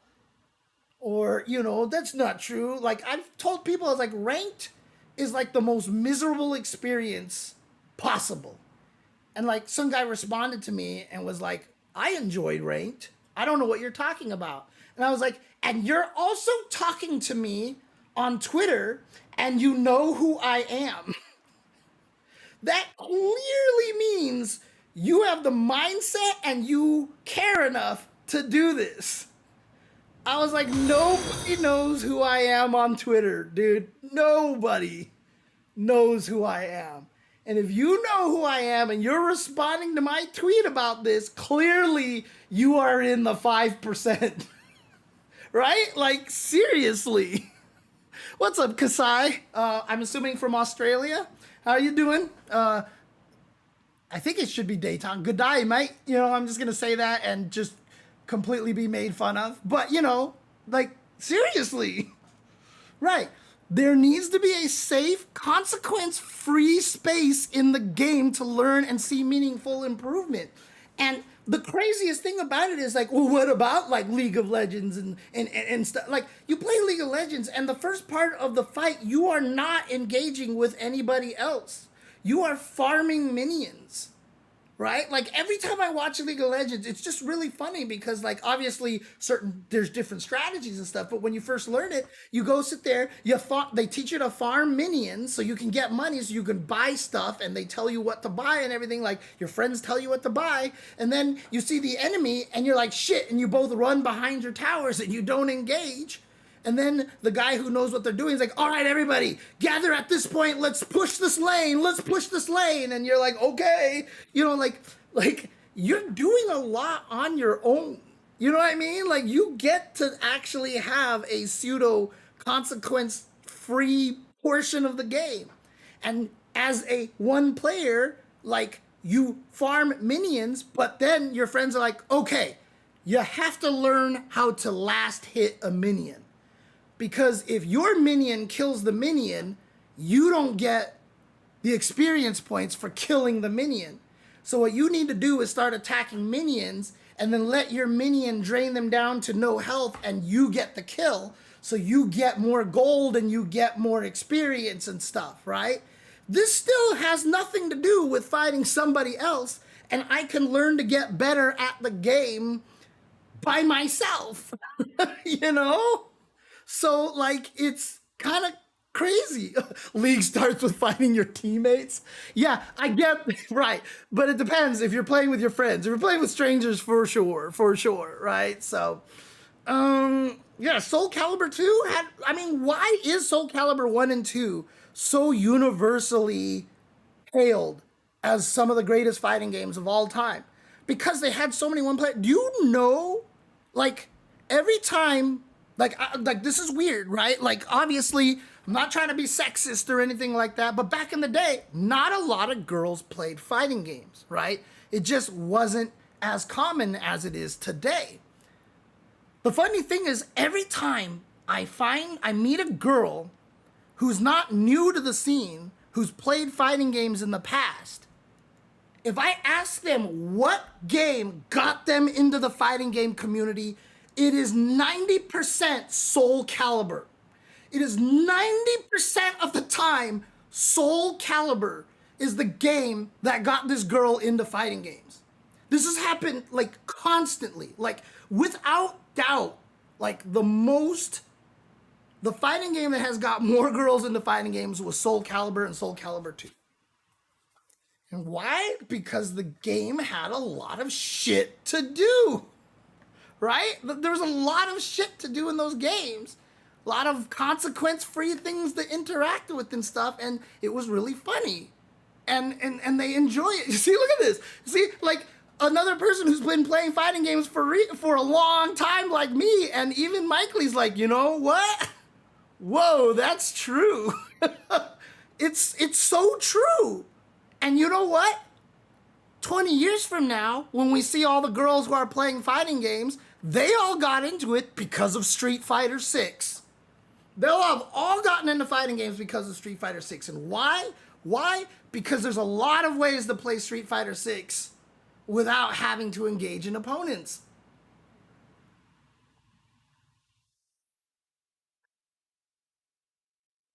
It's like, I don't know why people don't see this, you know? Like, seriously. Oh my God, I went off on the longest tangent forever here. But again, this is just one of those things that just riles me up, that gets me so angry. True, I have 3 female friends that magically knew fighting games, and all 3 of them magically asked me about Soul Calibur. I'm telling you, man. I need to put this out in a tweet. Like, but I'm just afraid it'll sound like weirdly sexist, or someone will find some way to critique it, because I feel like I can't put these tweets out without causing drama and everyone getting mad at me these days. But it's so true. Like, it happens all the time. Because it was a good video game and it was pretty for the time. Like on the Dreamcast, like Soul Calibur 1 was beautiful, and there was a lot to do in the game. You didn't have to play your friends necessarily, but once you play the game enough and then your friends are like, let's play, like you're more willing to jump into it all of a sudden, because you're not jumping into it blind anymore. Yeah, exactly, about 2XKO. This, I mean, again, I am 90% sure they probably wanted to put all of that shit in the game. I don't have to tell anybody, any of the devs in 2XKO, that they should have put more one-player content into the game. I'm sure they know that they needed to put that, but, you know, it's just hard. There are so many reasons why a game doesn't get those things in there, right? Like, they released with 10 heroes. I'm sure none of the devs would tell you that they wanted the game to release with 10 heroes. Like, you talk to any one of those devs working on that game, they're like, you know, we would have liked to have like 16 characters at launch with all this one-player content, blah, blah, blah, blah, blah. I'm sure they all did. I mean, even when you talk to like, when the devs had all the backyard blogs about about Strive, you know, they're like, okay, we finally implemented houses that you can decorate. Like, we wanted this since the beginning, but like we couldn't get it done in time because the pandemic happened or whatever. Like, it's crazy, you know, like the reason why a lot of these things don't happen. But the problem with it is that I don't think people prioritize it enough as being important. So when you're making a fighting game, a lot of the times you're like, well, the fighting game's got to work. We've got to have the versus mode and the ranked mode work. And now we got to get this game out because we need some money to actually like keep working on this game or something like that, right? And so like that is one of the first things that gets cut. And, you know, my opinion is that, like, these things shouldn't be cut. Like, you should have a team that is explicitly working on the one-player content and not doing anything with the fighting game. Obviously, you have to have communication so you know what to do, etc., etc. But, like, you can't just consider the one-player content as like bonus. Like, oh, if we can get this, we can get this. Like, no, the game doesn't come out until you have at least a good chunk. I mean, when Street Fighter V first dropped, the only thing it had was ranked. It didn't even have an arcade mode. And people were so goddamn mad. And everybody was like, what the hell? Like, you know, and then a lot of people were like, even someone at Capcom I talked to, and they were like, nobody plays the one-player content in fighting games. And I was like, what? Like, I literally, even though everyone called me a shill at that time, and everybody still calls me a shill, I told all of my friends, like my older brother as well, I was like, they were like, oh, Street Fighter V is out, should I get it? And I was like, no. I was like, don't buy it. There's nothing in the game for you. You will not be able to interact with this game. There's literally nothing to do in the game. And he was like, okay. Like, I told, like, my best friends to not buy the game. Because my brother just wants to beat up on the computer and see funny arcade endings.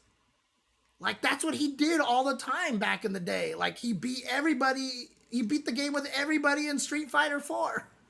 You know, when we were still living with each other, we didn't play because I had just gotten so much better than him at that point. but he just would play the arcade and just beat up all the bosses and see the endings. And he would do it and try to land cool combos, and that was it. Like, he loved playing Viper because he was challenged to try to do a lot of the combos, and he's not even an execution guy. But he also tried to play Gen in Alpha 3, one of the highest execution characters. He tried to play Dudley in Third Strike, one of the higher execution characters. Like, he's not good at execution, but he always wanted to play the high execution characters because he wanted to be able to do the cool shit, And I told him not to buy Street Fighter V because there was nothing there for him. So, like, I don't get it. Like, you can't skimp on the one-player content. The craziest thing is when Street Fighter 6 came out, and you guys probably remember the honeymoon period of Street Fighter 6 where everybody was like, this is the best fighting game ever made. These systems are all awesome. Look at all this world tour stuff. Look at this battle. The battle hub is so cool. Blah, blah, blah. Like, battle hub, you could run around and just literally watch other people play. And if you didn't fight, like, nobody, like, would yell at you. You could literally be, like, in an arcade and just go see this crowd huddled around a machine and just put yourself as a spectator and never play and just sit there and watch people fight, right? Like, there was so much going on. And when that came out, I was like, thank goodness the game came out and proved that all this extra content helps make the game successful and is valuable and should be something that you work on. And then every fighting game came out and none of them had any of the content. And I'm just like, what are you doing? Literally, Street Fighter 6 just gave, like, for free, just like spit out the blueprint on how to make a successful fighting game today. And nobody's been paying attention to it. And it's the craziest thing. Yeah, and that's the thing, right? Mortal Kombat has always been good. NRS has always been good. And then MK1 didn't have a lot of the things that the other games have had because it was pushed out so fast. And you know what? I think, like, I feel like that's, like, been the least popular Mortal Kombat game in a long time, honestly. Yeah. I think the idea that ranked reverses is the real game is hurting these games too, because there should be other modes you can sweat at and have fun with. And the fact that they actually divided the game up that way in Street Fighter 6 was such a genius idea. Like, literally, World Tour, Battle Hub, Fighting Grounds. Like, Fighting Grounds was where you got sweaty. Battle Hub was like the in-between, and then World Tours where you could have fun. And the fact that they kind of explicitly laid that out for you, you're literally entering a different game. Like, it's not even just like, start, here's the main menu, and I want to go to battle. No, like, literally, you start the game, and the first menu you're presented with is World Tour, Battle Hub, Fighting Grounds, and laid it out for you exactly perfectly. So you knew exactly, so you could feel like, oh, I see, Fighting Grounds is where I get sweaty and everything is, like, serious. Battle Hub is a little more casual. I can just go there and have a little bit of fun. And if I don't feel like interacting with other humans, I play World Tour. Like, I mean, God, it was so well done. And, like, nobody is paying attention or something. But, okay, to be fair, Capcom probably has easier time having a budget for that, right? Expecting that out of the Avatar fighting game or Invincible Versus is just unfair because they just don't have the budget for it, right? They're not going to have the amount of people out there that can do that. And I guess that's kind of a little bit why that it seems like I pick on 2XKO more than a lot of other games, because 2XKO really doesn't have that excuse, right? 2XKO is like, it's Riot. Like, I feel like they don't have that excuse, right? They should have just hired more people to work on the one-player content. Yeah, obviously you don't want to just burn all your money on something like that. You have to be careful. Of course, you're not going to just waste money like that, but, like, it's just one of those things that, like, I'm just surprised that the product that we got on release from Riot is akin to the games that we get from other more independent studios, outside of the fact that the game is obviously looks a lot better, is beautiful, has more like the DLC stuff that they can do. You know, there's a lot of like quality of life things that are significantly better.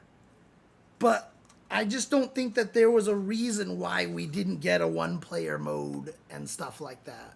Like that's still something that's weird for me. Let me see here. I feel that so much. I keep picking hard characters despite trash execution. Yep. And the crazy thing about that is, from Underman, like you actually can, you can get there, but a lot of people don't understand how to improve at execution. Improving at execution isn't just like some magical feel thing. It's very rarely like, oh, if I just keep at it, I'll get good at this. Like, you can get better at it that way, but like, it's better if someone actually like teaches you the science behind it. I am not a dexterous person in real life in any way, shape, or form, but my execution is great. But that is also because when I first started learning combos, it wasn't just like, well, I hope my hands do it this time. I would study all the combos and be like, oh, I see. I can only cancel when the move is hitting, so I should probably, like, that means if I want to cancel into a super, I have to hit the button at the same timing. So I have to learn how to do the super motion faster. It's not like, why isn't this coming out? I'm doing the motion. Like, I understood, like, oh, okay, so my button timing is going to be the same whether I'm doing a fireball, an uppercut, a super, or like Geese's pretzel motion. Like, the button timing has to be the same no matter what. So, like, if I want to do stand fierce into fireball or stand fierce into super, like, unless I can find a way to blend the motion into the stand fierce, if I can't, I just have to learn how to do the motion for the super faster. That's the only way to make it work. And, you know, scientifically, yes, that's correct, right? Or like, oh, I see, if I hit a button later in the jump, that actually gives me more time to be able, like, I always studied combos that way, and that's what improved my execution. You know, is that I understand why the combo works. So I know what to fix, basically. Adding value to the game outside the me versus you. Yeah, value is very important as well. Caterpillar, would you consider the... Oh, that's you guys are talking to each other here. Zero, Grand Blue has had all that since the first release, single player content and open lobbies to spectate and socialize, and plus customization to get and use. So yeah, it is an interesting situation where Grand Blue never quite hit that, because Grand Blue is kind of like the poster child for, James, they did all that and it didn't succeed. A lot of that came from really unfortunate timing, because it came out right before the pandemic. And so what happened was that the fighting game side of the fan base couldn't play the game. When the game came out, I thought the same thing. I was like, this is gonna be big. This is huge. And then people couldn't play the fighting game aspect of it. And so, you know, as much as I'm sitting here like, you have to have the one-player content, you have to have the one-player content. Well, obviously, the fighting game part of it has to work too. But unfortunately, with rollback netcode, it got hit. And a lot of people, you know, as I've said a million times, they only need a tiny reason to stop playing a fighting game or to not give a fighting game a chance at all, because there's too many goddamn fighting games. And if you're playing Street Fighter 6 and someone's like, you should play City of the Wolves, and you're like, God, it's taken me so long just to learn one character in Street Fighter 6. I don't want to play that other game, but it does look fun. And then you hear someone say like, oh my God, it's like the same 3 characters winning every tournament. And you're like, oh, well, I heard the balance in City of the Wolves isn't very good, so So I'm not gonna play it. That's it. Like, that's it. That's all they needed to hear to not play the game. And so Grand Blue Fantasy Versus kind of got hit by there's no rollback netcode. You can't play it online. That's it. Like, someone's like, well, I'm not going to play it because I heard the netcode's not good. So I'm not going to bother. It's got great one-player content and everything. Yeah, but, eventually I want to play other people, but I can't. So I'm just going to keep playing this other game that has rollback netcode. I mean, Strive did amazingly well. And, like, is it because Strive was a good game? Yeah. Is it also because it was one of the first games with, like, really good rollback netcode? And it came out during the pandemic? Yeah. If you don't think the pandemic had anything to do with Strive's success, you're just, you're naive about it. You're just really naive about the situation. Oh yeah. Fileco. So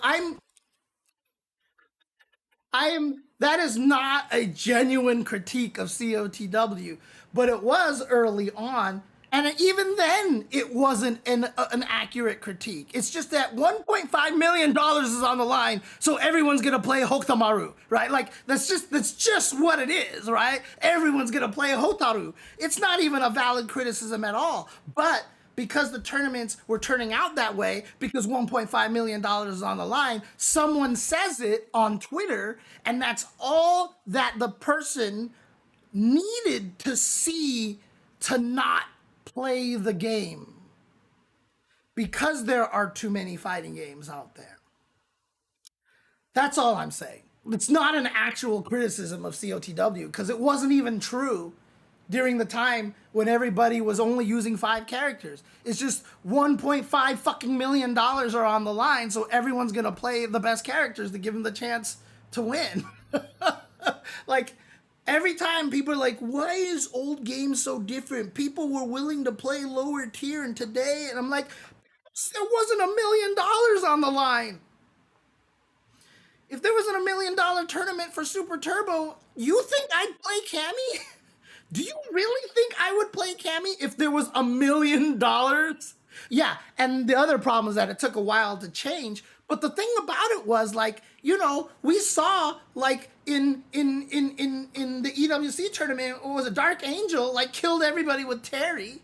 Because Terry is just, like, right under those top 5. But, like, everyone gravitated towards the top 5 because they wanted to win $1 million. But then, freaking, Dark Angel comes and kills everyone with Terry because Terry was not even a bad character, right? It's just that those other 5 were clearly stronger, but the other characters still worked. Again, the circumstance and the environment that we're playing in changes everything.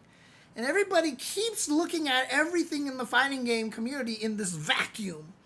That's why I'm talking about the pandemic and what it did to Grand Blue. The other problem with Grand Blue, besides the delay-based netcode, is that it was a franchise that was unknown to Western audiences. The Western audiences didn't know what Grand Blue was as much, and so it was a little bit harder to find that success in the West, because it's like, like I said, Strive probably would have hit the same problem were it not for the fact that it was clearly the best netcode for all fighting games at the time made by a like AAA company, right? Because we obviously had stuff like Killer Instinct and Skullgirls, but those always felt like, oh, those are in, like, you wanted one of the major franchises to have that, right? I'm sure Mortal Kombat, I think, had pretty good netcode at the time too. But like having a Japanese developer actually make that change, especially because they did it based off of actual like polls and feedback from the players at their events, was pretty crazy. You play Jeddah, see, there you go, exactly, right? But if there was $1 million on the line, nowadays, yeah, people would still play Jeddah because the game is 30 years old. And Jeddah's gonna be your best chance, and not Like, there's really no character in Darkstalkers that is like that helpless. But if that game came out like 5 years ago and there's $1 million on the line, everybody's playing Raptor and Sasquatch and QB. Like, that's just like, there's obviously going to be the fish and the wolf players out there, but you won't see a lot of the Victors or Anacharises or whatever, Liliths and Jeddas out there. You just wouldn't. Because $1 million is life freaking changing money, man. Like, right. See how you're playing Lilith because her animations are funny. If you're a pro player and you're like, I could win $1 million, like, you're not going to care about how funny anybody's animations are. You can't, right? Like, if Cien didn't realistically think he could win $250 million in Street Fighter V, he might have stuck with Fang the entire season 1. There is seriously an alternate universe where Cien stuck with Fang the entire time in season 1 of Street Fighter V, when there wasn't $250,000 to win. But Cien wants to win $250,000. He's not gonna keep playing Fang, despite the fact that he's cool and has a lot to lab and's got cool animations and whatever like that. It's just not gonna happen. Right? All of us can be like, I just play Lily because she's goofy. But like, a lot of these top players are not gonna think that way, and that's why we don't see these characters in tournaments. Because these people are trying to win life-saving money, life-changing money. Kakeru just retired from playing fighting games from an illness, and you know what? He's doing great because he just won $1 million. And so, like, literally, he's like, you know what? I'm sick. I can't really play fighting games anymore. Whatever. I will live this awesome life, dude. Like, because he got $1 million. Like, this is not something that we're just like, cool. Like, if you're smart, like, this money can last you for quite some time and change a lot of what you're doing, you know? So Extremis. Yo, James, I'd like to ask us about a specific game and how it achieved universal viability without creating strict mechanics. Yeah, go ahead, ask. Feel free to ask. But yeah, like I was saying, like, it doesn't take anything for people to quit a fighting game. So, like, you know, unfortunately for Grand Blue Versus, it got kiboshed by delay-based netcode during the pandemic.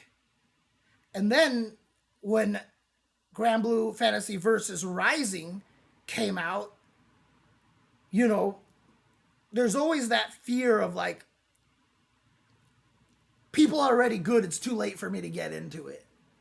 You know, there always is that fear, which I think is unfounded, to be honest with you.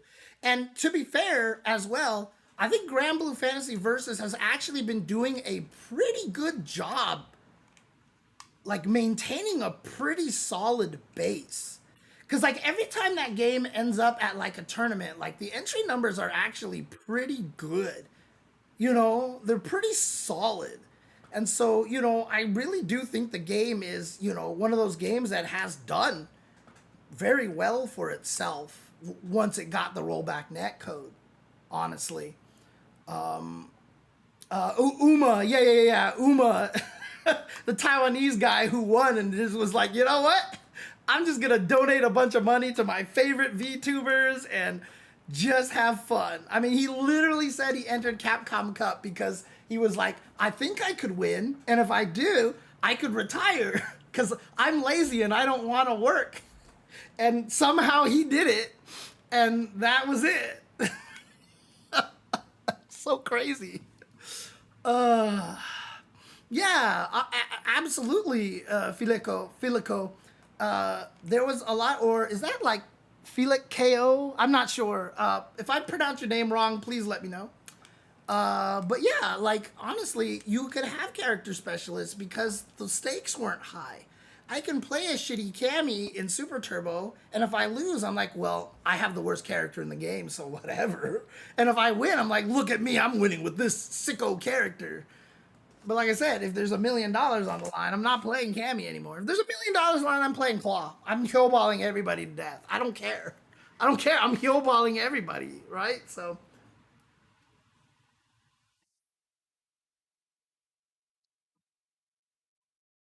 Yeah, Caterpillar. Yeah, for sure. But the nice thing about chess is that so the other thing that will make a fighting game successful is having a player base of all skill levels. So when you're like, well, I don't want to get into Marvel because everyone's too good now. You're kind of right because everybody who plays Marvel still today will kick your ass. Like it's and you won't find anybody at your skill level. The nice thing about Street Fighter 6 is you still can constantly find somebody at your skill level regardless of what skill level you're at. And that's great for Street Fighter 6. Chess, holy shit, like you will always be able to find somebody at your skill level. And there's all that ELO stuff, and chess.com has all this ranking stuff, and you can find people who are at your level to play. And so when you want to get into chess, it feels a little easier. But, fighting games that are all Discord fighters and stuff like that, like people trying to get into Vampire Savior right now, it's like, what the hell is happening in this game? Like it's crazy. It's hard. It's hard. Anyways, it's almost midnight. Let me finish this really quick. I've only gone through 2 minutes of the video. So I'm gonna try not to stop much. Let's keep going, shall we? Let's try to keep going. Oh my god. But disengaged players on offense are, believe it or not, also likely to quit. Game balance and target audience are extremely related. It's not just that the audience has its own feelings about game balance and what frustrations weigh the most to them, but also that different types of game balance attract and repel different types of audiences. Again, variety. Not all fighting games have to be the same. A fighting game doesn't have to play the same way as your favorite fighting game to be a good fighting game. That's the number one complaint you see from everybody. Well, I don't like this thing because you could skip neutral with this. You're not skipping neutral. That's this game's neutral. It's just not the neutral that you want to play. That's all. But it's still a neutral. Like, every game is going to play different, and you have to respect that. You can't. So, like I said before, I feel like what all the players in Japan do is they'll see a game, they may not like some of the mechanics, but they mold themselves to play the game. In America, people will see a mechanic they don't like, and they try to mold the game to the player. I want to play the game like this. And so they get mad at raw drive rushes, etc., etc. Western audiences are less likely to, they were like, you know what?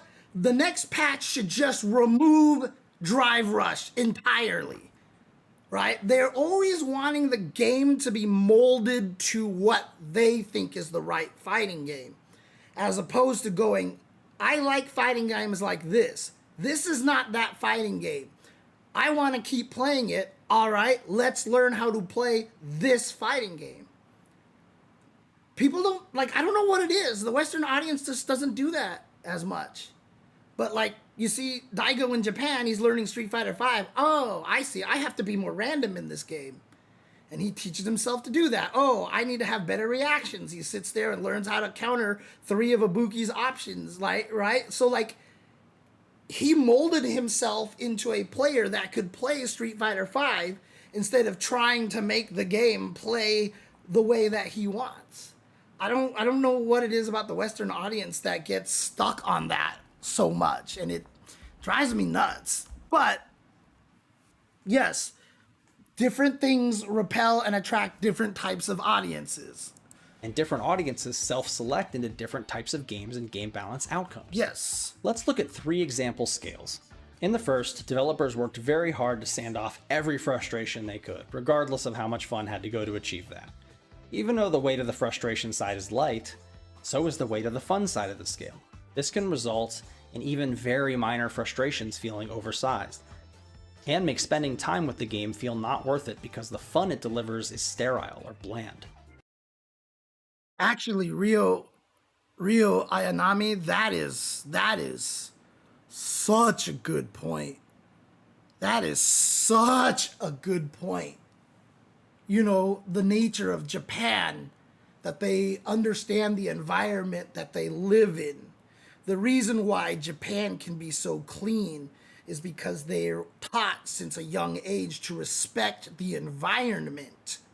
And so they all collectively live together to make life convenient for everybody. Whereas in America, we're all taught like capitalism, like I can become rich and it's like I can win. I can win in the world. And that's a really, really interesting observation. And I love that actually, because that really does explain a lot why the communities have such a different outlook on it. Because I always say, whenever a new character comes out in Street Fighter 6, like Mai is broken, and then like 5 top Japanese players are playing Mai. And then Akuma, like when Akuma came out, Akuma's broken. Like 7 top players in Japan like all went to Akuma. When Bison came out and everyone thought it was broken, like 10 top Japanese players started playing Bison, right? When JP was one of the best, you know, Ryu was one of the best, and like Mai's come out, she's super broken, and who is our best Mai player in the States? It took a while for NuckleDu to get there. He's clearly our best Mai right now, but why do we have like one Mai? Like Space Boy is out there, he's obviously very, very good with Mai. He's not Punk and NuckleDu level. He's very good, but like, after I name Space Boy, like it just starts to go like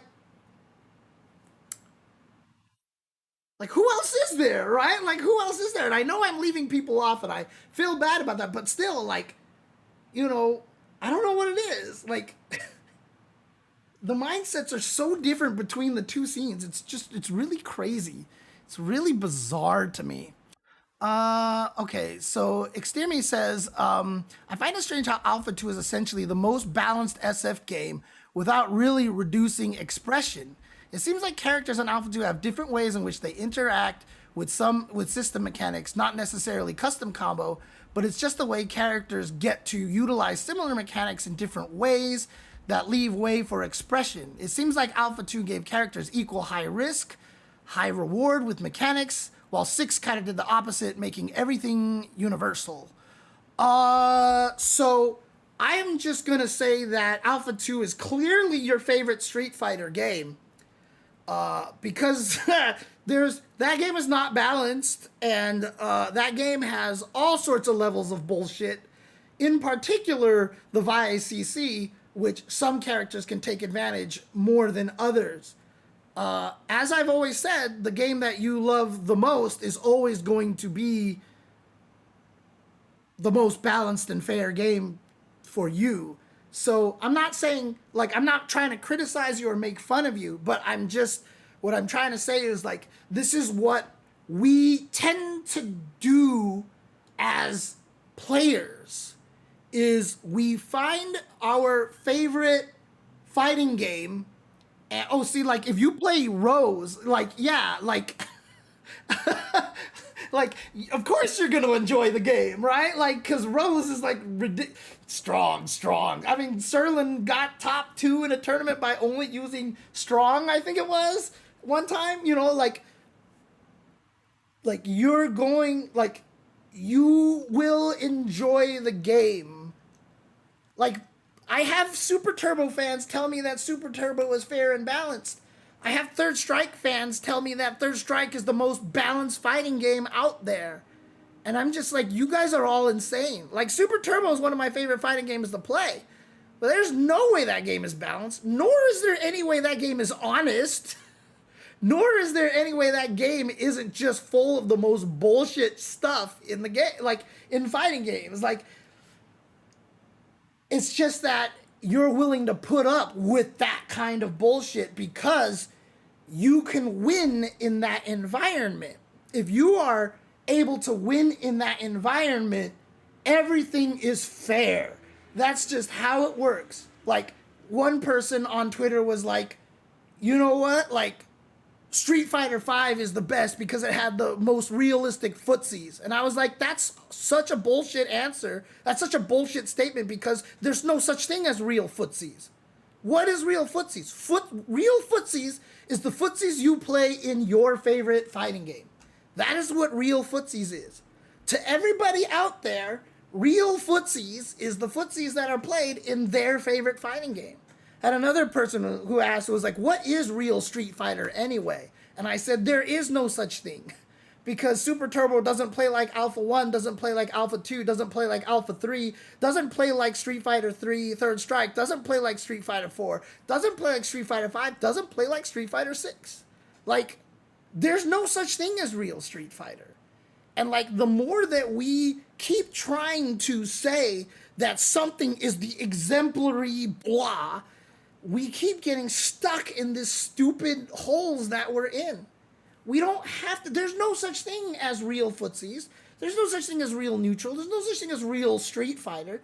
There's no such thing as real Mortal Kombat, right? Like, maybe Tekken came the closest until Heat came out because that game was a legacy genre. They didn't change much. And yet, every time they came out with a new one, people would complain about a lot of the new stuff in those games. But in general, the fact that we keep trying to pinpoint one thing as the exemplary game of what fighting games should be is where the majority of the issues we have in the whole entire community, not talking about like the outside of the game, but like when it comes to enjoying games or hating games or whatever, is where the majority of our scene's weakness comes from, is because we keep trying to find a game that is like, this will unite us all, or this is the one with real footsies, or this is like, stop it. Like, none of these games have to obey, like Smash isn't a fighting game because, well, look at it compared to other fighting games. No, like, let's allow ourselves to do different shit. Like, absolutely Smash is a fighting game. It doesn't do the traditional thing, but it doesn't have to. Like I don't think there's any reason for people to want to try to like keep doing stuff like that. Oh, okay. Ha ha. So Extremist asks, but I have a question. What make players in the past willing to accept and adapt to BS in old games while in new games everyone complains? We didn't know that there was going to be a patch, right? And also, when we went to the arcade, we played the game that was there. We didn't have a choice. If I liked Super Turbo more than Alpha 2, and the arcade replaced Super Turbo with Alpha 2. Like, they took away the Super Turbo board from the cabinet and put in Alpha 2. I didn't have a choice. I played Alpha 2. That was it. And everybody was playing it. You know, this is how it worked. You had less control of what you played, and you also, like, and then the other thing, too, is that, again, the arcade environment meant if you were in a good arcade that you were not constantly playing.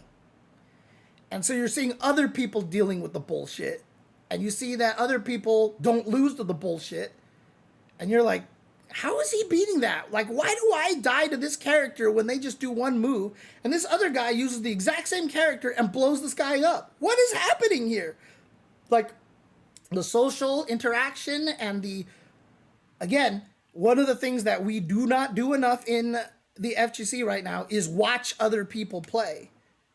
And not just watching tournaments, but watching other people play the people that you are fighting. We don't get to do that enough. And that's a problem right now.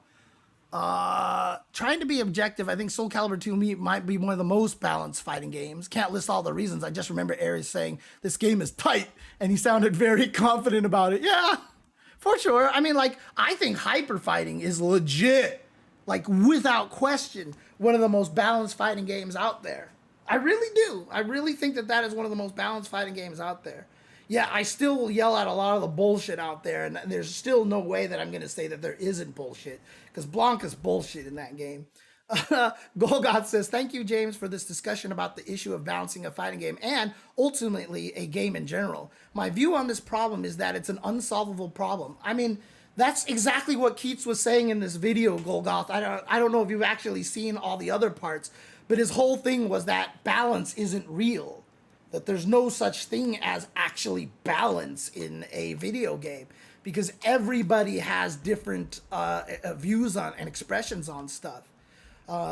Yes, there are standouts rules meant to optimize the process and ultimately the results. However, reality proves daily that regardless of these standards rules, the resulting outcome remains extremely variable. Yep.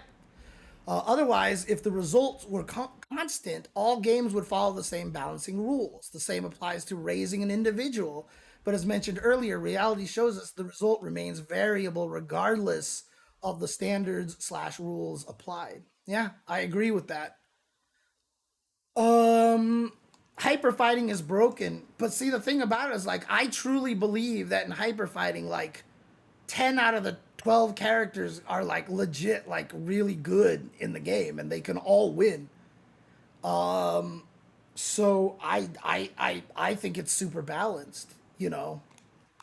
But, you know, again, it was also a lot different back then because we would change characters in tournaments and stuff like that. But that's also probably one of the Street Fighters that I've played the most and achieved like the highest levels of, you know, because I was playing with the best like constantly. So I became really good at that game. Yeah, and again, so does this mean that devs should be stricter with what they want and force players to adapt? No, look, all the devs have to do is make the game that they want to make for the audience that they're targeting. If they are a company that wants a lot of money, then you make the game as accessible as possible and fun, and you make sure you have all the one-player content, etc., etc. If you're trying to make, you know, the sequel to MVC2, then you make Skullgirls, right? But like, is Skullgirls wildly popular? Like, is it like Street Fighter 6 popular? No. But talking to Mike Z the entire time he was developing the game, he said that was not his goal. However, once the game came out, it clearly actually was subconsciously a goal. And he was always frustrated that not as many people played his game. But I told him that during beta, before the game was released. I was like, people are not going to swarm to your game. I was like, your game is not designed in a way that it's going to be generally popular. I want your game to have as many entrants as Evo as possible, which is why I'm suggesting these changes. And he told me that, you know, I tell the story all the time. He said, I would rather have 1,000 people love my game than 10,000 people like my game.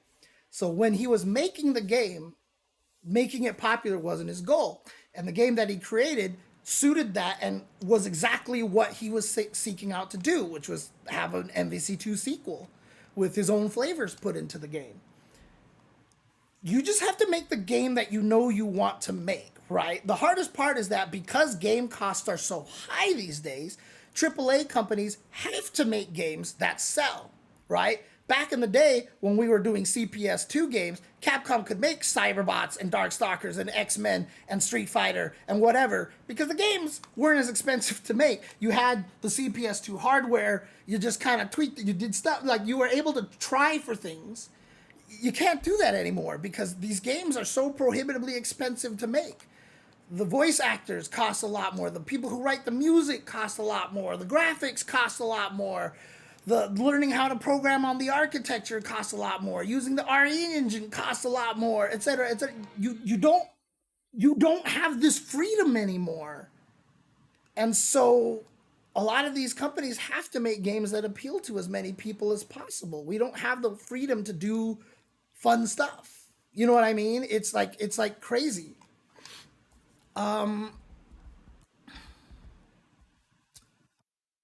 Ooh. Anyways, let's keep going. Let's keep going.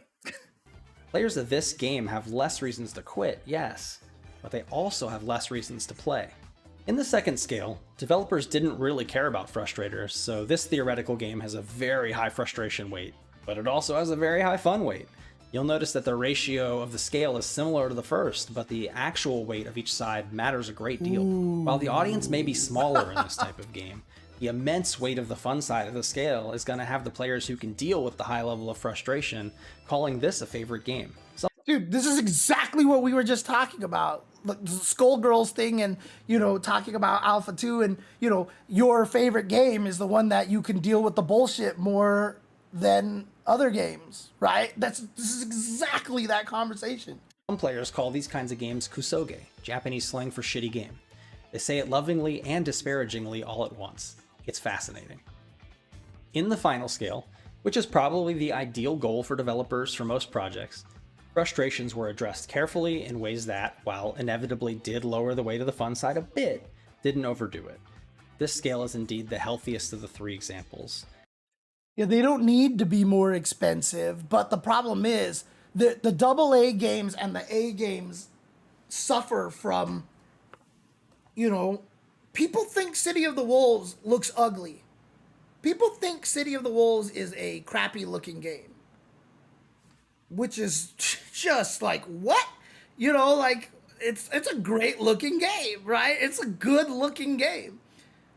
And while they had a AAA budget, it has this weird AA, single A feel to the game. And there's something about that people don't attach to. You can make a game like for example, Keits would appreciate this because I think it's really fun as well. God, what is the Tagfire? The city? Shoot. I'm so bad with names. Scramble Heart City. Very indie game. Lots of fun, right? But people are more willing to go play the indie game or the AAA game, and everything in between sits in this uncanny valley where it's not indie, but it's not AAA, and so like people don't latch onto them as much. That's just the thing. Is like if your choice is between like Tekken and Street Fighter 6 and Guilty Gear Strive, which are like three like super beautiful games and they have a player base, and then you see a game that's an A game or a AA game and it just doesn't quite look as good, it's not gonna succeed as much. So when these companies that have budgets like this, they have to try to make a AAA game, or they make an indie game. And this is not just a fighting game problem. This is just an industry problem overall. And that's a whole nother conversation that I can spend 9 years to talk about. Yeah, but the thing about it is E33 and Baldur's Gate, are they really independent games? Like, especially Baldur's Gate 3. They've been working on that game for like 15 years or something like that. It was supposed to come out like on 2 generations of Xboxes ago or something like that. Like, they've been able just to keep working on it. I don't know where that budget came from, but clearly it wasn't cheap to do that. You know what I mean? Like, these things are they're indie, but they're not indie. You know, like I don't know if you like. I personally can't accept them being called indie games. You know, basically. And this whole conversation came up with mixtape, right? Like that generated a whole entire discussion on what is actually an indie game and stuff like that. So anyways, As the weight of the fun is still high, and it vastly outweighs the frustration side. That's why it's so important to know your audience. and again, it's what I keep referencing. Know your audience, but it's more than just know your audience. Know who you want your audience to be. Know what audience you are making your game for. You know, it's not, don't say your audience is everybody. Like, I want everybody to play my game. Like, that shouldn't be your audience. Decide who your audience is, and then make sure what you do with your game actually serves that audience. None of these three results are wrong or bad. They just serve different people. As you tune your competitive game, you need to keep your target audience in mind. I highly suggest using Quantic Foundry's data on player motivation to help segment your audience into buckets you can more easily understand. There will be people outside of your target audience who will try your game, and the majority of these people are unretainable. In this example, our core audience member on the left is happy, but our player from outside the core group on the right is having less fun, because this isn't their usual kind of game, and their unfamiliarity adds even more frustration. If the weight of their frustration is so high that reducing some of it still leaves their frustration outweighing their fun, the game just isn't for them. But if you insist on trying to reduce the weight of their frustration, you may be cutting away at the fun of your core audience, which could also result in some of their frustration suddenly outweighing their fun. Yeah. See, this is what I mean. You have to... You know what? I mean, look, he's explaining it great. I agree. In this example, we made changes that made the game less frustrating for people outside the core audience by changing things in the game that were not frustrating at all to the core users. The result of that was a loss of fun for the core players. We failed to make enough of a dent to retain people outside the core group, and now we've put a portion of our core audience at risk of quitting too. Not every edge needs softening. If you're lucky enough to make a game that lasts for quite a long time, you may also encounter players who, despite loving your game and thinking that it's relatively well-tuned, are becoming bored from repetition. At this time, you'll have to weigh the reward of doing some kind of tuning shakeup to get people re-engaged, against the risk of that action frustrating a vocal and influential part of your community. Yeah, I mean, balance patches really do keep people interested, and that's the crazy thing about Street Fighter 6 is that they just aren't, like... making any significant changes. However, what he's talking about here, keep in mind, he's like, you know, tuning shakeup to get people re-engaged. I think what a lot of people don't realize is that the Japanese audience for Street Fighter 6 don't need to be re-engaged. Like, they're still engaged. Against the risk of that action frustrating a vocal and influential part of your community. Which conversation exactly, Mike Lee? I'm curious. The Street Fighter 6 community is going through this right now as of filming in early 2026. Well, okay. Many in the community feel the game is well-tuned, but still want a big shakeup anyway because they are becoming bored. Matches are lacking in surprise or discovery, and the feeling of "I've seen it all" is hurting their experience. And finally, we get back to play pattern optimization. Optimization is the enemy. I'm not talking about software performance here. I'm talking about players optimizing their gameplay choices to minimize risk and maximize reward. It's funny too, because like, I remember like, you know, talking about a lot of fighting games. Like I remember when COTW first went on the beta, a lot of people were like, oh my God, this game is the best. It plays, this is what I want out of my fighting game, and da-da-da-da-da. And I did a whole stream where I was like, you guys have to be careful on this, because early on in a game's life cycle, everyone can turn the game to what they want it to be because nobody knows how to play the game. And eventually it will get optimized in a way that may not be what you enjoyed. So like I said, Street Fighter 6, when it first came out, big honeymoon period. Everyone loved Drive Rush. Everyone thought it was great. But now everybody hates Drive Rush. Right? Everybody hates it. It's annoying and da-da-da-da-da, blah, blah, blah, blah. And the problem is that you have this idea that you're married to about what is good about the game. I've told a lot of people that, like, in order to stick with this game, you have to be flexible enough that when the game changes from what you thought it was, and I said when and not if, when the game changes away from what you thought it was supposed to be, are you versatile enough to adjust and keep up with it and accept how the game is changing? A lot of people don't, which is why they get angry and now all of a sudden everybody's mad. But honestly, like, you weren't necessarily playing the real game before. And so I tell a lot of people, like, once you latch onto a fighting game, you have to accept the fact, especially when it's brand new and we don't know what's going on, that the game is going to change. Now, can it change into more of what you love? Absolutely. But more likely, it's going to change into something that you don't actually love. And you have to be willing to understand that and adapt to that and be willing to either accept it or not accept it. And if you don't like it, stop playing it. But if you want to keep playing it, accept it, right? You have to accept what the game becomes because of this optimization.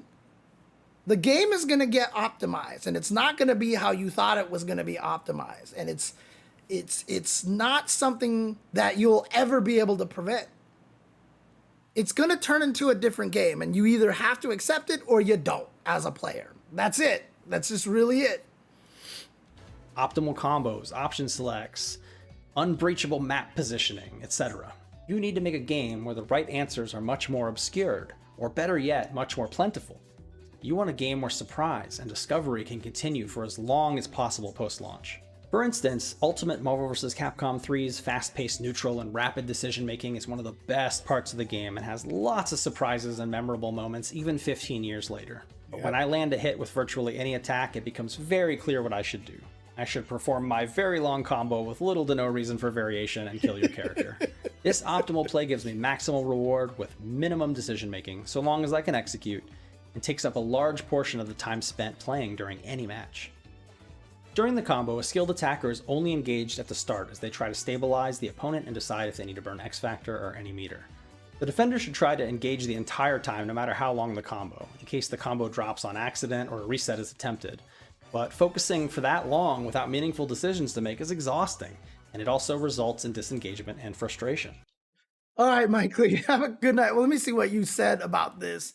Games like League and TFT have to have patches every few weeks or people drop the game because they get bored.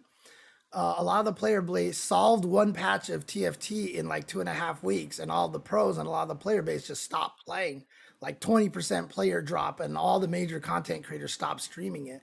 And I'm like, is it really solved, or did you guys just find something you think are the strongest lines? And he said, no one wants to look further because this is so boring that we'll just wait for the next patch. Okay, well, you know what? I wish you could expand on that a little bit more, but go to sleep. Don't worry about it. We'll talk about it next time. Talk about it next time. Oops. Street Fighter 6 steps it up by obscuring optimal combos quite a bit better than Marvel vs. Capcom 3. When you score a hit, the starter you used can matter a lot more. You need to look at screen position, your drive meter, your opponent's drive meter, your health, your opponent's health, what round it is, your own super meter conditions to make sure you can decide how to best optimize what combo to do, how much resources to spend. Yeah, and it's one of my favorite things about the game, especially the drive gauge management, because like, you know, people will combo into drive impacts and stuff like that to make sure they drain the most meter, or they're down in drive gauge, so they try to do a combo that lets them build back while draining theirs. It really is one of the coolest parts about the game, because the combo routes in this game and when you choose to do certain combos is really cool. Especially when you take level 3s out of the equation. Again, I still think level 3s are the worst thing about this game, honestly. And level 3s tend to create that whole like like everyone goes into the same combo route. But if you take away this free 2000 damage at the end of any combo move, then the decision becomes a lot harder to make on exactly what combo you want to do. Again, level 3s, I think, are the source of like the majority of the issues of this game, in my opinion. This game is much harder to optimize, but ultimately it can be done. Top level play in Street Fighter 6 after a while has virtually every player using the same combos in similar situations once those players are fluent enough in the game to know the optimal answer in each situation. Though you do see some player expression variation, with some high-risk players spending more drive meter to burn themselves out on purpose more frequently, while others are more conservative with their gauge if the combo isn't going to kill or checkmate. Street Fighter VI makes the right answers more plentiful, more diverse in risk-reward values, and they take longer for players to optimize because there are so many variables. TFT's example is interesting because we saw almost the same thing in Mugenics, which is a single-player game. People found one combo that trivialized the game, ran it exclusively, then asked for a patch because that combo made the game boring. Yep. We need to have a conversation about Mai someday. I feel like the amount of hate on the character is just unfair and people don't actually understand why she's strong. Elena player, by the way. Oh God, I'm an Elena player on the side as well, and that character is needs some help. But again, for Mai, she is really good. So the reason why she's strong is because she doesn't have a clear weakness. That's where I come from. I don't think the fan stuff is too strong because I like that her fan stuff is strong because it makes her interesting. She's a different character. The biggest problem with her is that her defense is too good. Like I said, if I ever rebalance Mai, I would nerf her Dragon Punch so that it doesn't gain any air invul frames until the first active frame. So if she throws a fan and I jump in and she recovers in time, but barely, she can't DP. If she does, she just gets kicked in the face, which means I can get in on her a little bit easier. She could ODDP, but the reason why my turtles is because she's trying to build her drive gauge back because she threw OD fan and then drive rushed in. And if you block that, she loses 3 bars, so now she's got to run away and build some drive gauge back. She should have trouble doing that. And then that makes her more balanced automatically without nerfing the fans. It's just her defense is too strong. But the cool thing is, we didn't take away all the fun shit Mai can do. Mai can still do all of her, crazy degenerate mix-ups and you still feel awesome. But now when you do it and they do block it, you're like, fuck. Like, God, I gotta build meter. And like, it's scarier, right? The other thing that I would nerf is that her standing heavy punch, the far hitbox wouldn't be able to hit crouchers, and her standing heavy kick would be -4 on block. Those are the 3 main things I would change for Mai, because I don't want her to be able to defend as well. As soon as you do that, that's it. She's significantly weaker, because if you do block her degenerate offense, you get to fight her more. Also, because of the standing heavy punch nerf, standing heavy punch into charged fan is a lot harder to get. You can't get it from distance. And so you have to use standing medium punch or something like that. But then it's scarier to charge the fan because the block stun isn't so long. So standing fierce into charged fan is really strong because you don't have much time to react to that, right? You don't have as big of a window to hit her in that situation. So, sorry, I'd like to ask what makes a level 3 a balance issue. It's because every time I hit you, if I have a level 3, I know I can burn all of my drive gauge and hit you with a level 3 and do probably 5,000 to 6,000 damage. So when someone throws loops you don't want to be wrong on the shimmy, because if it's round 3 and I have 55% of my life and the opponent has a level 3, I know if I get shimmied, I lose. Game over. Even if they have 4 drive gauge bars, if they shimmy me, I lose. If they walk backwards, I whiff a throw, they have an optimal combo, drive rush cancel, combo, drive rush cancel, combo, level 3, dead. If they didn't have a guaranteed way to kill me at 55%, they may not even drive cancel 1 time because they're at 4 bars and they don't want to drive cancel themselves to 1 bar. And they're certainly not going to do it a second time because they don't want to burn themselves out, right? What makes raw drive rush so annoying? Because if I try to check it and I fail, they hit me, probably get a counter hit, which makes it so much easier for them to link into anything. and a raw drive rush drains them to 5 bars. Guess what? I can still do 2 drive rush cancels into a level 3. So if I miss a drive rush check and I get hit, if I'm at 55% life, I die, right? If I check them, I usually have to check them at a range that pushes them away, and I get no combo off of that. The only way I get a combo is if I drive rush cancel, and then I can actually start getting decent damage, and then I have to drive rush cancel again, but that burns me out, right? I burn out in that situation. And now I'm like, I have to, and like, you don't get as optimal of a combo, because if someone drive rushes into you, they get to hit you, have an easy hit confirm, and then they get to drive rush cancel twice. So if they hit you with a raw drive rush, they get to do good damage. Drive rush cancel gives them great damage. Another drive rush cancel gives them super damage. If I check them, my check does shit damage. I have to drive rush cancel to get good damage, and then I have to drive rush cancel to get great damage. I don't have the option for super awesome damage, right? Based off of the way that you have to extend your combo. So checking a drive rush is really annoying, because if I hit them, I don't get rewarded as much. If I could check their drive rush and have the same easy hit confirm and the same 2 extensions for the level 3, then they would be more scared to drive rush. But all of this just comes from the fact that the level 3 allows you to dump your entire meter and always get 2,000 extra damage, so that you know you can kill them. So all of these things, the risk and reward of getting throw looped would be significantly more balanced if level 3s weren't in the game. And because level 3s, like I said, they let you know you can burn your entire drive gauge. If the opponent has 5,000 health, half their life, and I shimmy them and I hit them, I know with a level 3 I can kill them. Because the level 3 has a minimum scaling of 50%, it will always do 2,000 damage.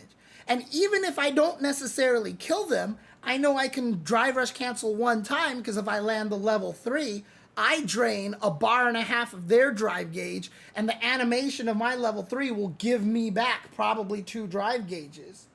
There's just too much of a momentum. There's too many positives out of a level 3. I really think level 3s need to be weakened, and that's kind of the why I think it needs to be changed. Will I be at Texas for championship fighting? If you tell me what that is, I can decide maybe I want to, but I'm not even sure what that is, honestly. Ideally, you want to make a game where, instead of the right answers being difficult but ultimately possible to optimize, players are presented with a variety of correct answers, each representing their own risk-reward values. So instead of a community working together to solve the game like a puzzle, after which conformity of playstyle begins to occur, players will instead focus on making the choices that best fit their own personalities. Player expression breeds variety. Yes. Imagine a series of possible combos all starting from the same hit confirm. Each does more damage than the last, but is also harder to execute than the last. This may seem like a proper setup for risk and reward, and it isn't a bad way to start, but at top levels of play where execution starts to become irrelevant, what you'll get is a push towards optimization and conformity instead of expression and variety. Trying to create a system in which different combo routes give expressly different outcomes and have their own advantages and disadvantages beyond executional requirements will ensure that players can play their own way. Variety isn't just in character or weapon selection, it's also found within the playstyles of the people who use the same characters or weapons if your game is harmonizing correctly. I mean, the other thing too, because we're talking about combos here, you can also just make it so that the combos in the game aren't that crazy. And I know Keits is not saying that, because he would agree with me on this one.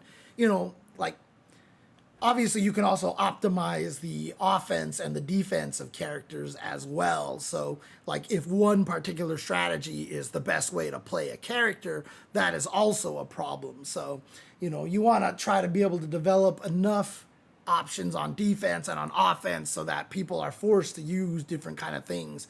And it's not just like Sasquatch just dashing at you forever until you die kind of thing. Harmony is not about making it hard for players to find the right answer. It's the thing with weakening level 3s is that it means characters who prefer level 1s and 2 are judged out become way better. Yeah, absolutely.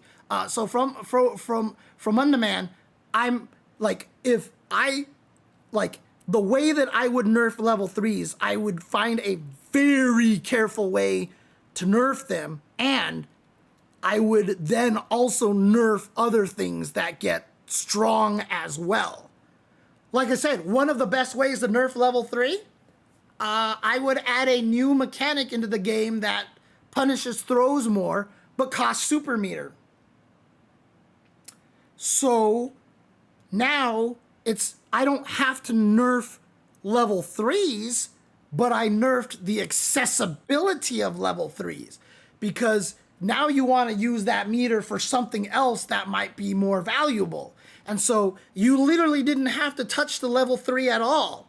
You just nerfed the ability for people to gain access to it. One of the biggest problems of level 3s right now is that you are guaranteed to have a level 3 as long as the game lasts, as long as you just don't get slaughtered. So you will always have that level 3 at some point during the game, provided it's not a blowout. And that's the issue right now, is that there's nothing fighting your ability to use that level 3. If you create another mechanic that is very valuable to have, but costs super meter, now the level 3s can kind of stay strong, because that meant you sacrificed a lot of other stuff to get to that point. about giving them many right answers and letting each player lean towards their own favorites. I mean, another one that I said was that if you're burnt out, then the level 3 minimum scaling drops to 10%, right? Because right now the minimum scaling is 50%. So you always do 2,000 damage. But if you burn out, then it just plummets back to 10% like everything else.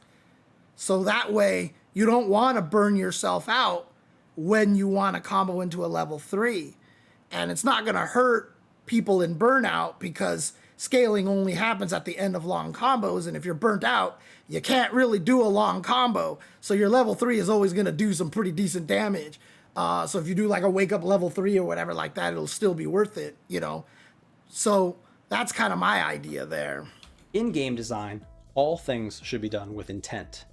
If someone asks me why I made a recent design decision and my answer is, I don't know, then I messed up. I may be forced to make a suboptimal decision from time to time due to various circumstances beyond my control, but I should still be able to clearly express why the decision was made. And you need to work very hard to make sure your players know that you move with intent. This means your patch notes need to communicate both what you're doing and why you're doing it. You need clear, detailed. This is actually now a lesson in how to make patch notes. This is crazy. Thorough notes or videos that include reasons why your team chose these changes. Even if players disagree with your reasoning, they should be able to see clear intent. If they can see intent, trust will build, and it will often keep them from labeling you as someone blindly throwing darts to choose balance adjustments. I mean, you could also put in your patch notes that it seems like the impetus to use throws have dropped in Street Fighter 6, so we wanted to make throws stronger. I originally wrote a version of this talk that you're watching now back in 2019, and in the time between then and now, I'm very happy to report that developers across all the games that I play and watch have improved drastically in the area of patch notes. Yes. Keep it up, thank you.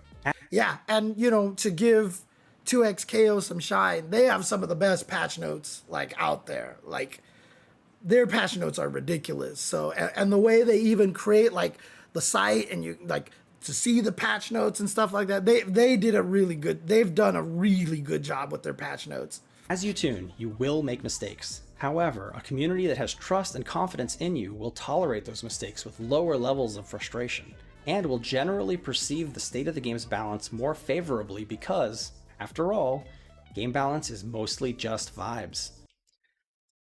I'm not getting baited, Josh. I'm not getting baited. Vibes that you have a heavy hand in establishing and influencing. Remember, the process is not hear about the problem, followed by fix the problem. Process needs to be hear about the problem, investigate, and decide if you even agree it's a real problem. Use everything you've learned to find a solution to the problem that weighs all of the other problems that need solving, and how that solve might hurt or destabilize other parts of the game and the audience. Like I said, I would try to create a mechanic that could punish throws in Street Fighter 6. And I have like 90 different ideas for that. And I don't know which one would work. I don't know which one is the best. I just know that I want to add an extra risk for doing throws.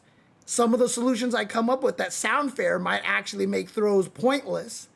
Some of the solutions that I come up with might not make throws discouraged enough. So you have to test. You have to try it out and see how they work and how well the balance is.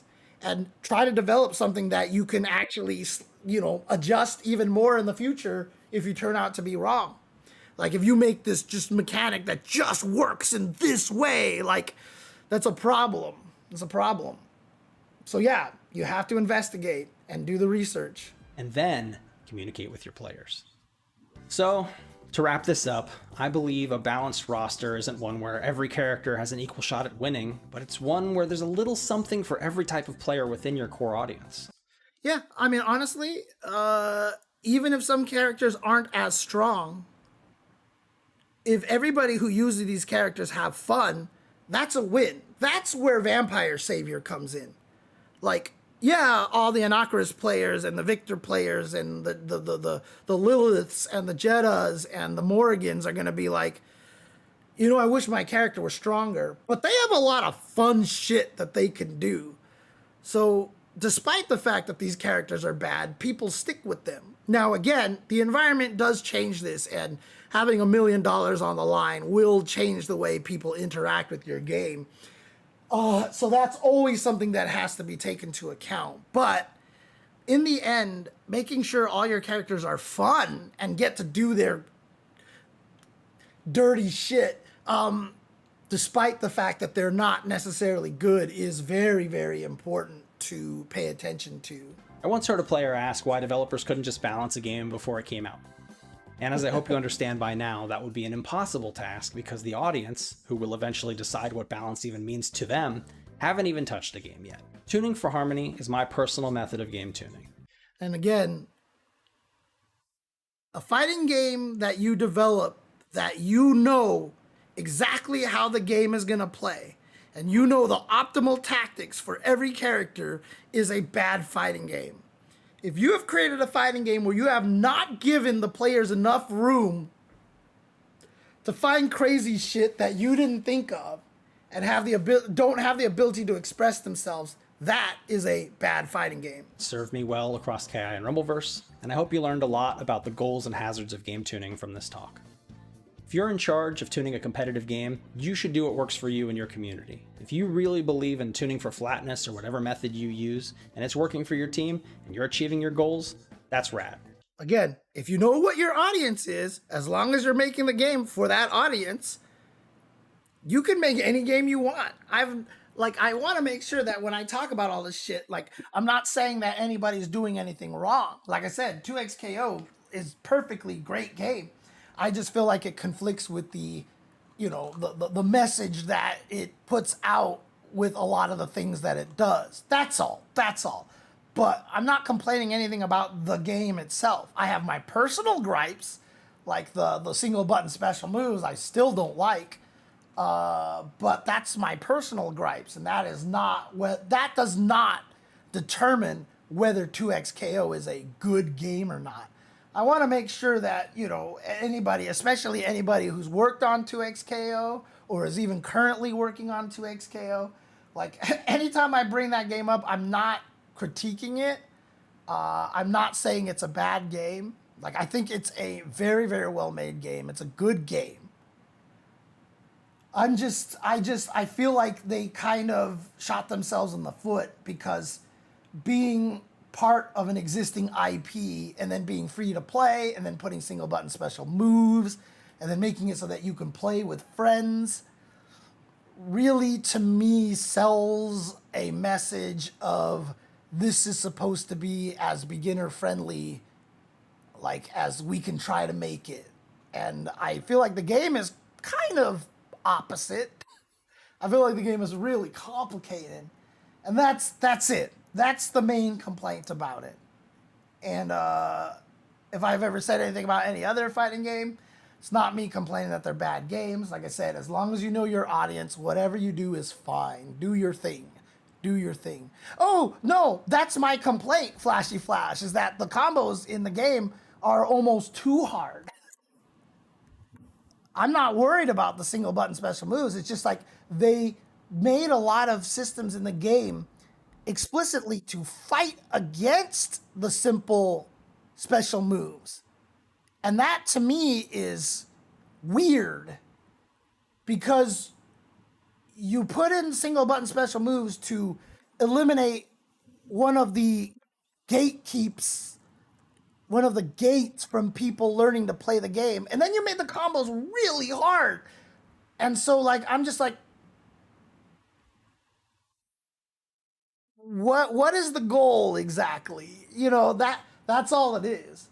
And like I said, if their goal was to make sure that they had single button specials but still make the game complex, that's cool. Absolutely, go for it. But, and again, this is not on the devs. This is just me saying that I feel like everything else surrounding the game sends a different message. That's all. That's all it really is. So Keep doing that. If you want to try some or all of my methods, that's cool too. I'll make myself available for consulting with folks in the industry who do this kind of work if people want that. Just hit me up on Blue Sky or wherever and we can work something out. Whatever your personal takeaways are, remember that game balance isn't real. It's not a hard, objective thing that we can measure and take scientific actions to fix. In reality, it's just a person's fully subjective perception. yep. And not only that, our views can change on it, even by the day, and even when the game itself hasn't been adjusted at all. Instead of fixating so strongly on something so impossible to pin down, I believe designers should focus on much more important things when tuning a game. Fun. Those things are communicating clearly with your audience, minimizing their frustrations quickly and thoughtfully, and keeping them engaged with lots of interesting decisions to make, and surprising them with cool new interactions each time they play. And most of all, as a dev, tuning a game or a player reacting to patch notes, don't panic. If you made it to the end of the video, I hope this gets your brain flowing and makes discourse around game tuning a little stronger. I didn't think I would ever make it to this point. I swear to God, but we've done it. And also, I mean, clearly I agree with like almost everything that he said in this. Like the way that he thinks about game design is always been very similar to how I've thought about game design. In fact, early on in Dive Kick's life cycle, I don't know if he learned a lesson from this at all, but I told him he was making his game too complex. I told him that the perception of his game was that it's supposed to be simple, it's 2 buttons, and it's supposed to remove all the things, but then like he added the ability for like special moves, and there were like cara cancels, and I was like, I think you're making the game a little too complicated.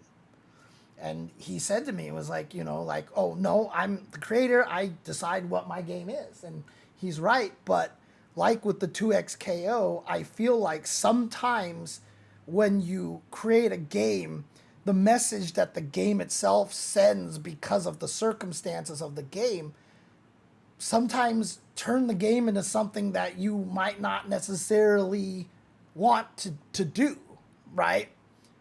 And so, you know, when the second patch for when the edition came out for Dive Kick, which again is still the most brilliant name for a patch, he simplified a lot of stuff. And you know, I talked to him, and he told me, I saw him, and I didn't even say anything. I was just like, hey, I like the new patch, and he was like, no, you're right. He was like, you were right. Game was like too complicated. He's like, I'm man enough to admit that you were right about this.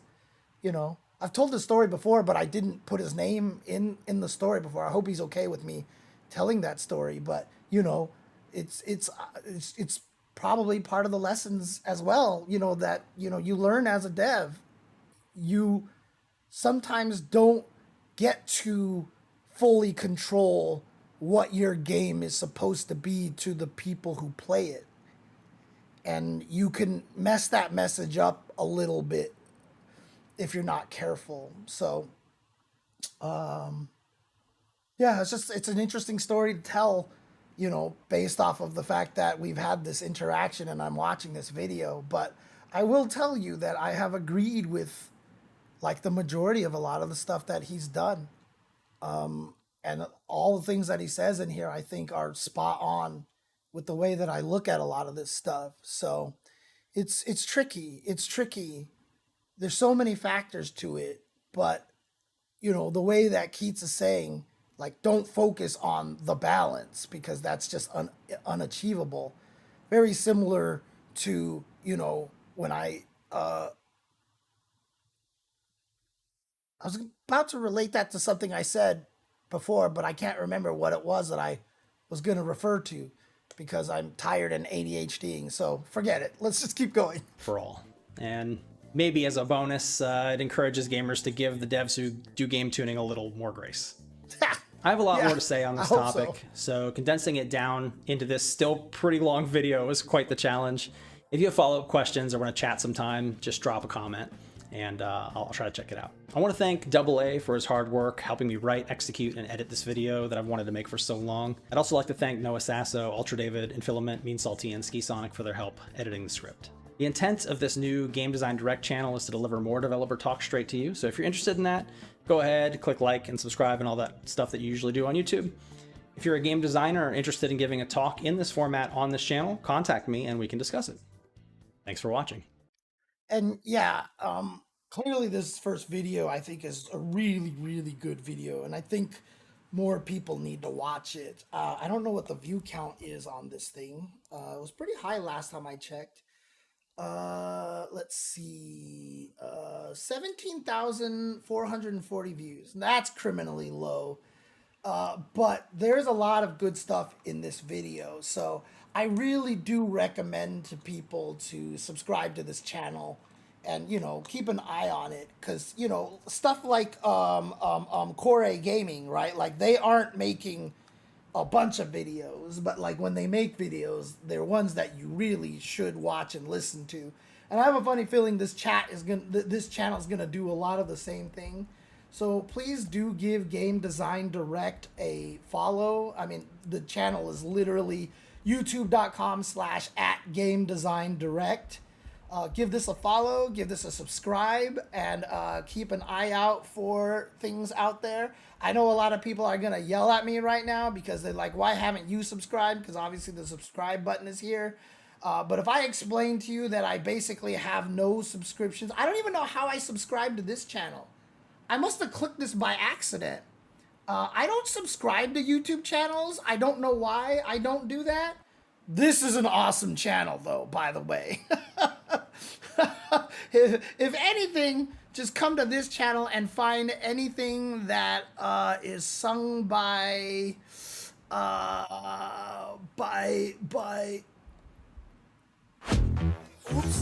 Haley Reinhart. Find any video that's signed by Haley Reinhart, like this creep cover that she did. You will not regret it, trust me. But I don't subscribe to YouTube videos. I literally don't subscribe to YouTube videos. I've never subscribed to a YouTube video unless necessary. I don't know why. It's just how I am. So it's an OCD thing. So, but yeah, it's really,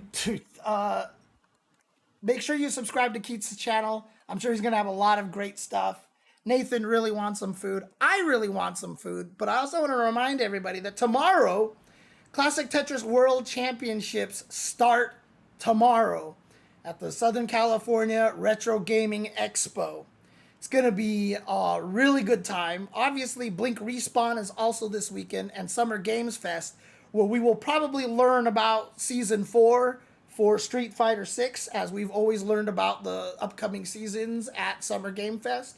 But if you guys do want to watch some amazing Tetris action, make sure you tune in this weekend. Keep an eye on my socials. I will let you guys know. But in the meantime, twitch.tv/Classic Tetris is always going to be your main #1 spot to go to watch all this stuff. If you haven't watched any of the CTWC, they're playing on NES Tetris. It is the most amazing thing It is the craziest thing when you watch these guys play.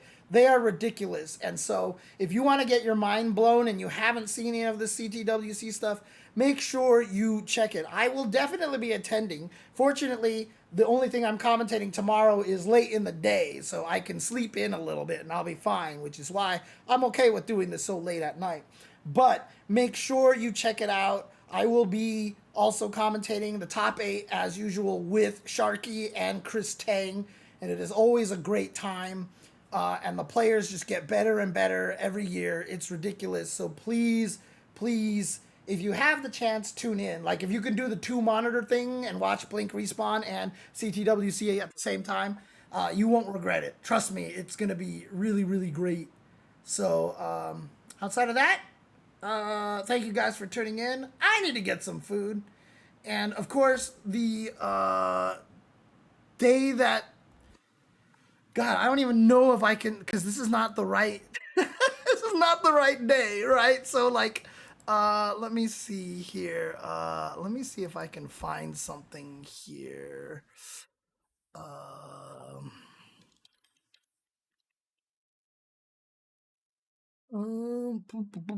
Do I even have this anywhere? I don't even know if I actually have this anywhere. Let me see something over here. I might not actually. Hi. Hi. Hi, Nathan. I know. It's time to eat. I know it's time to eat. I'm so sorry. I'm so sorry. You're hungry. We'll eat in a second. Ugh. Hi. Let's see. Do I have it here? I don't have it.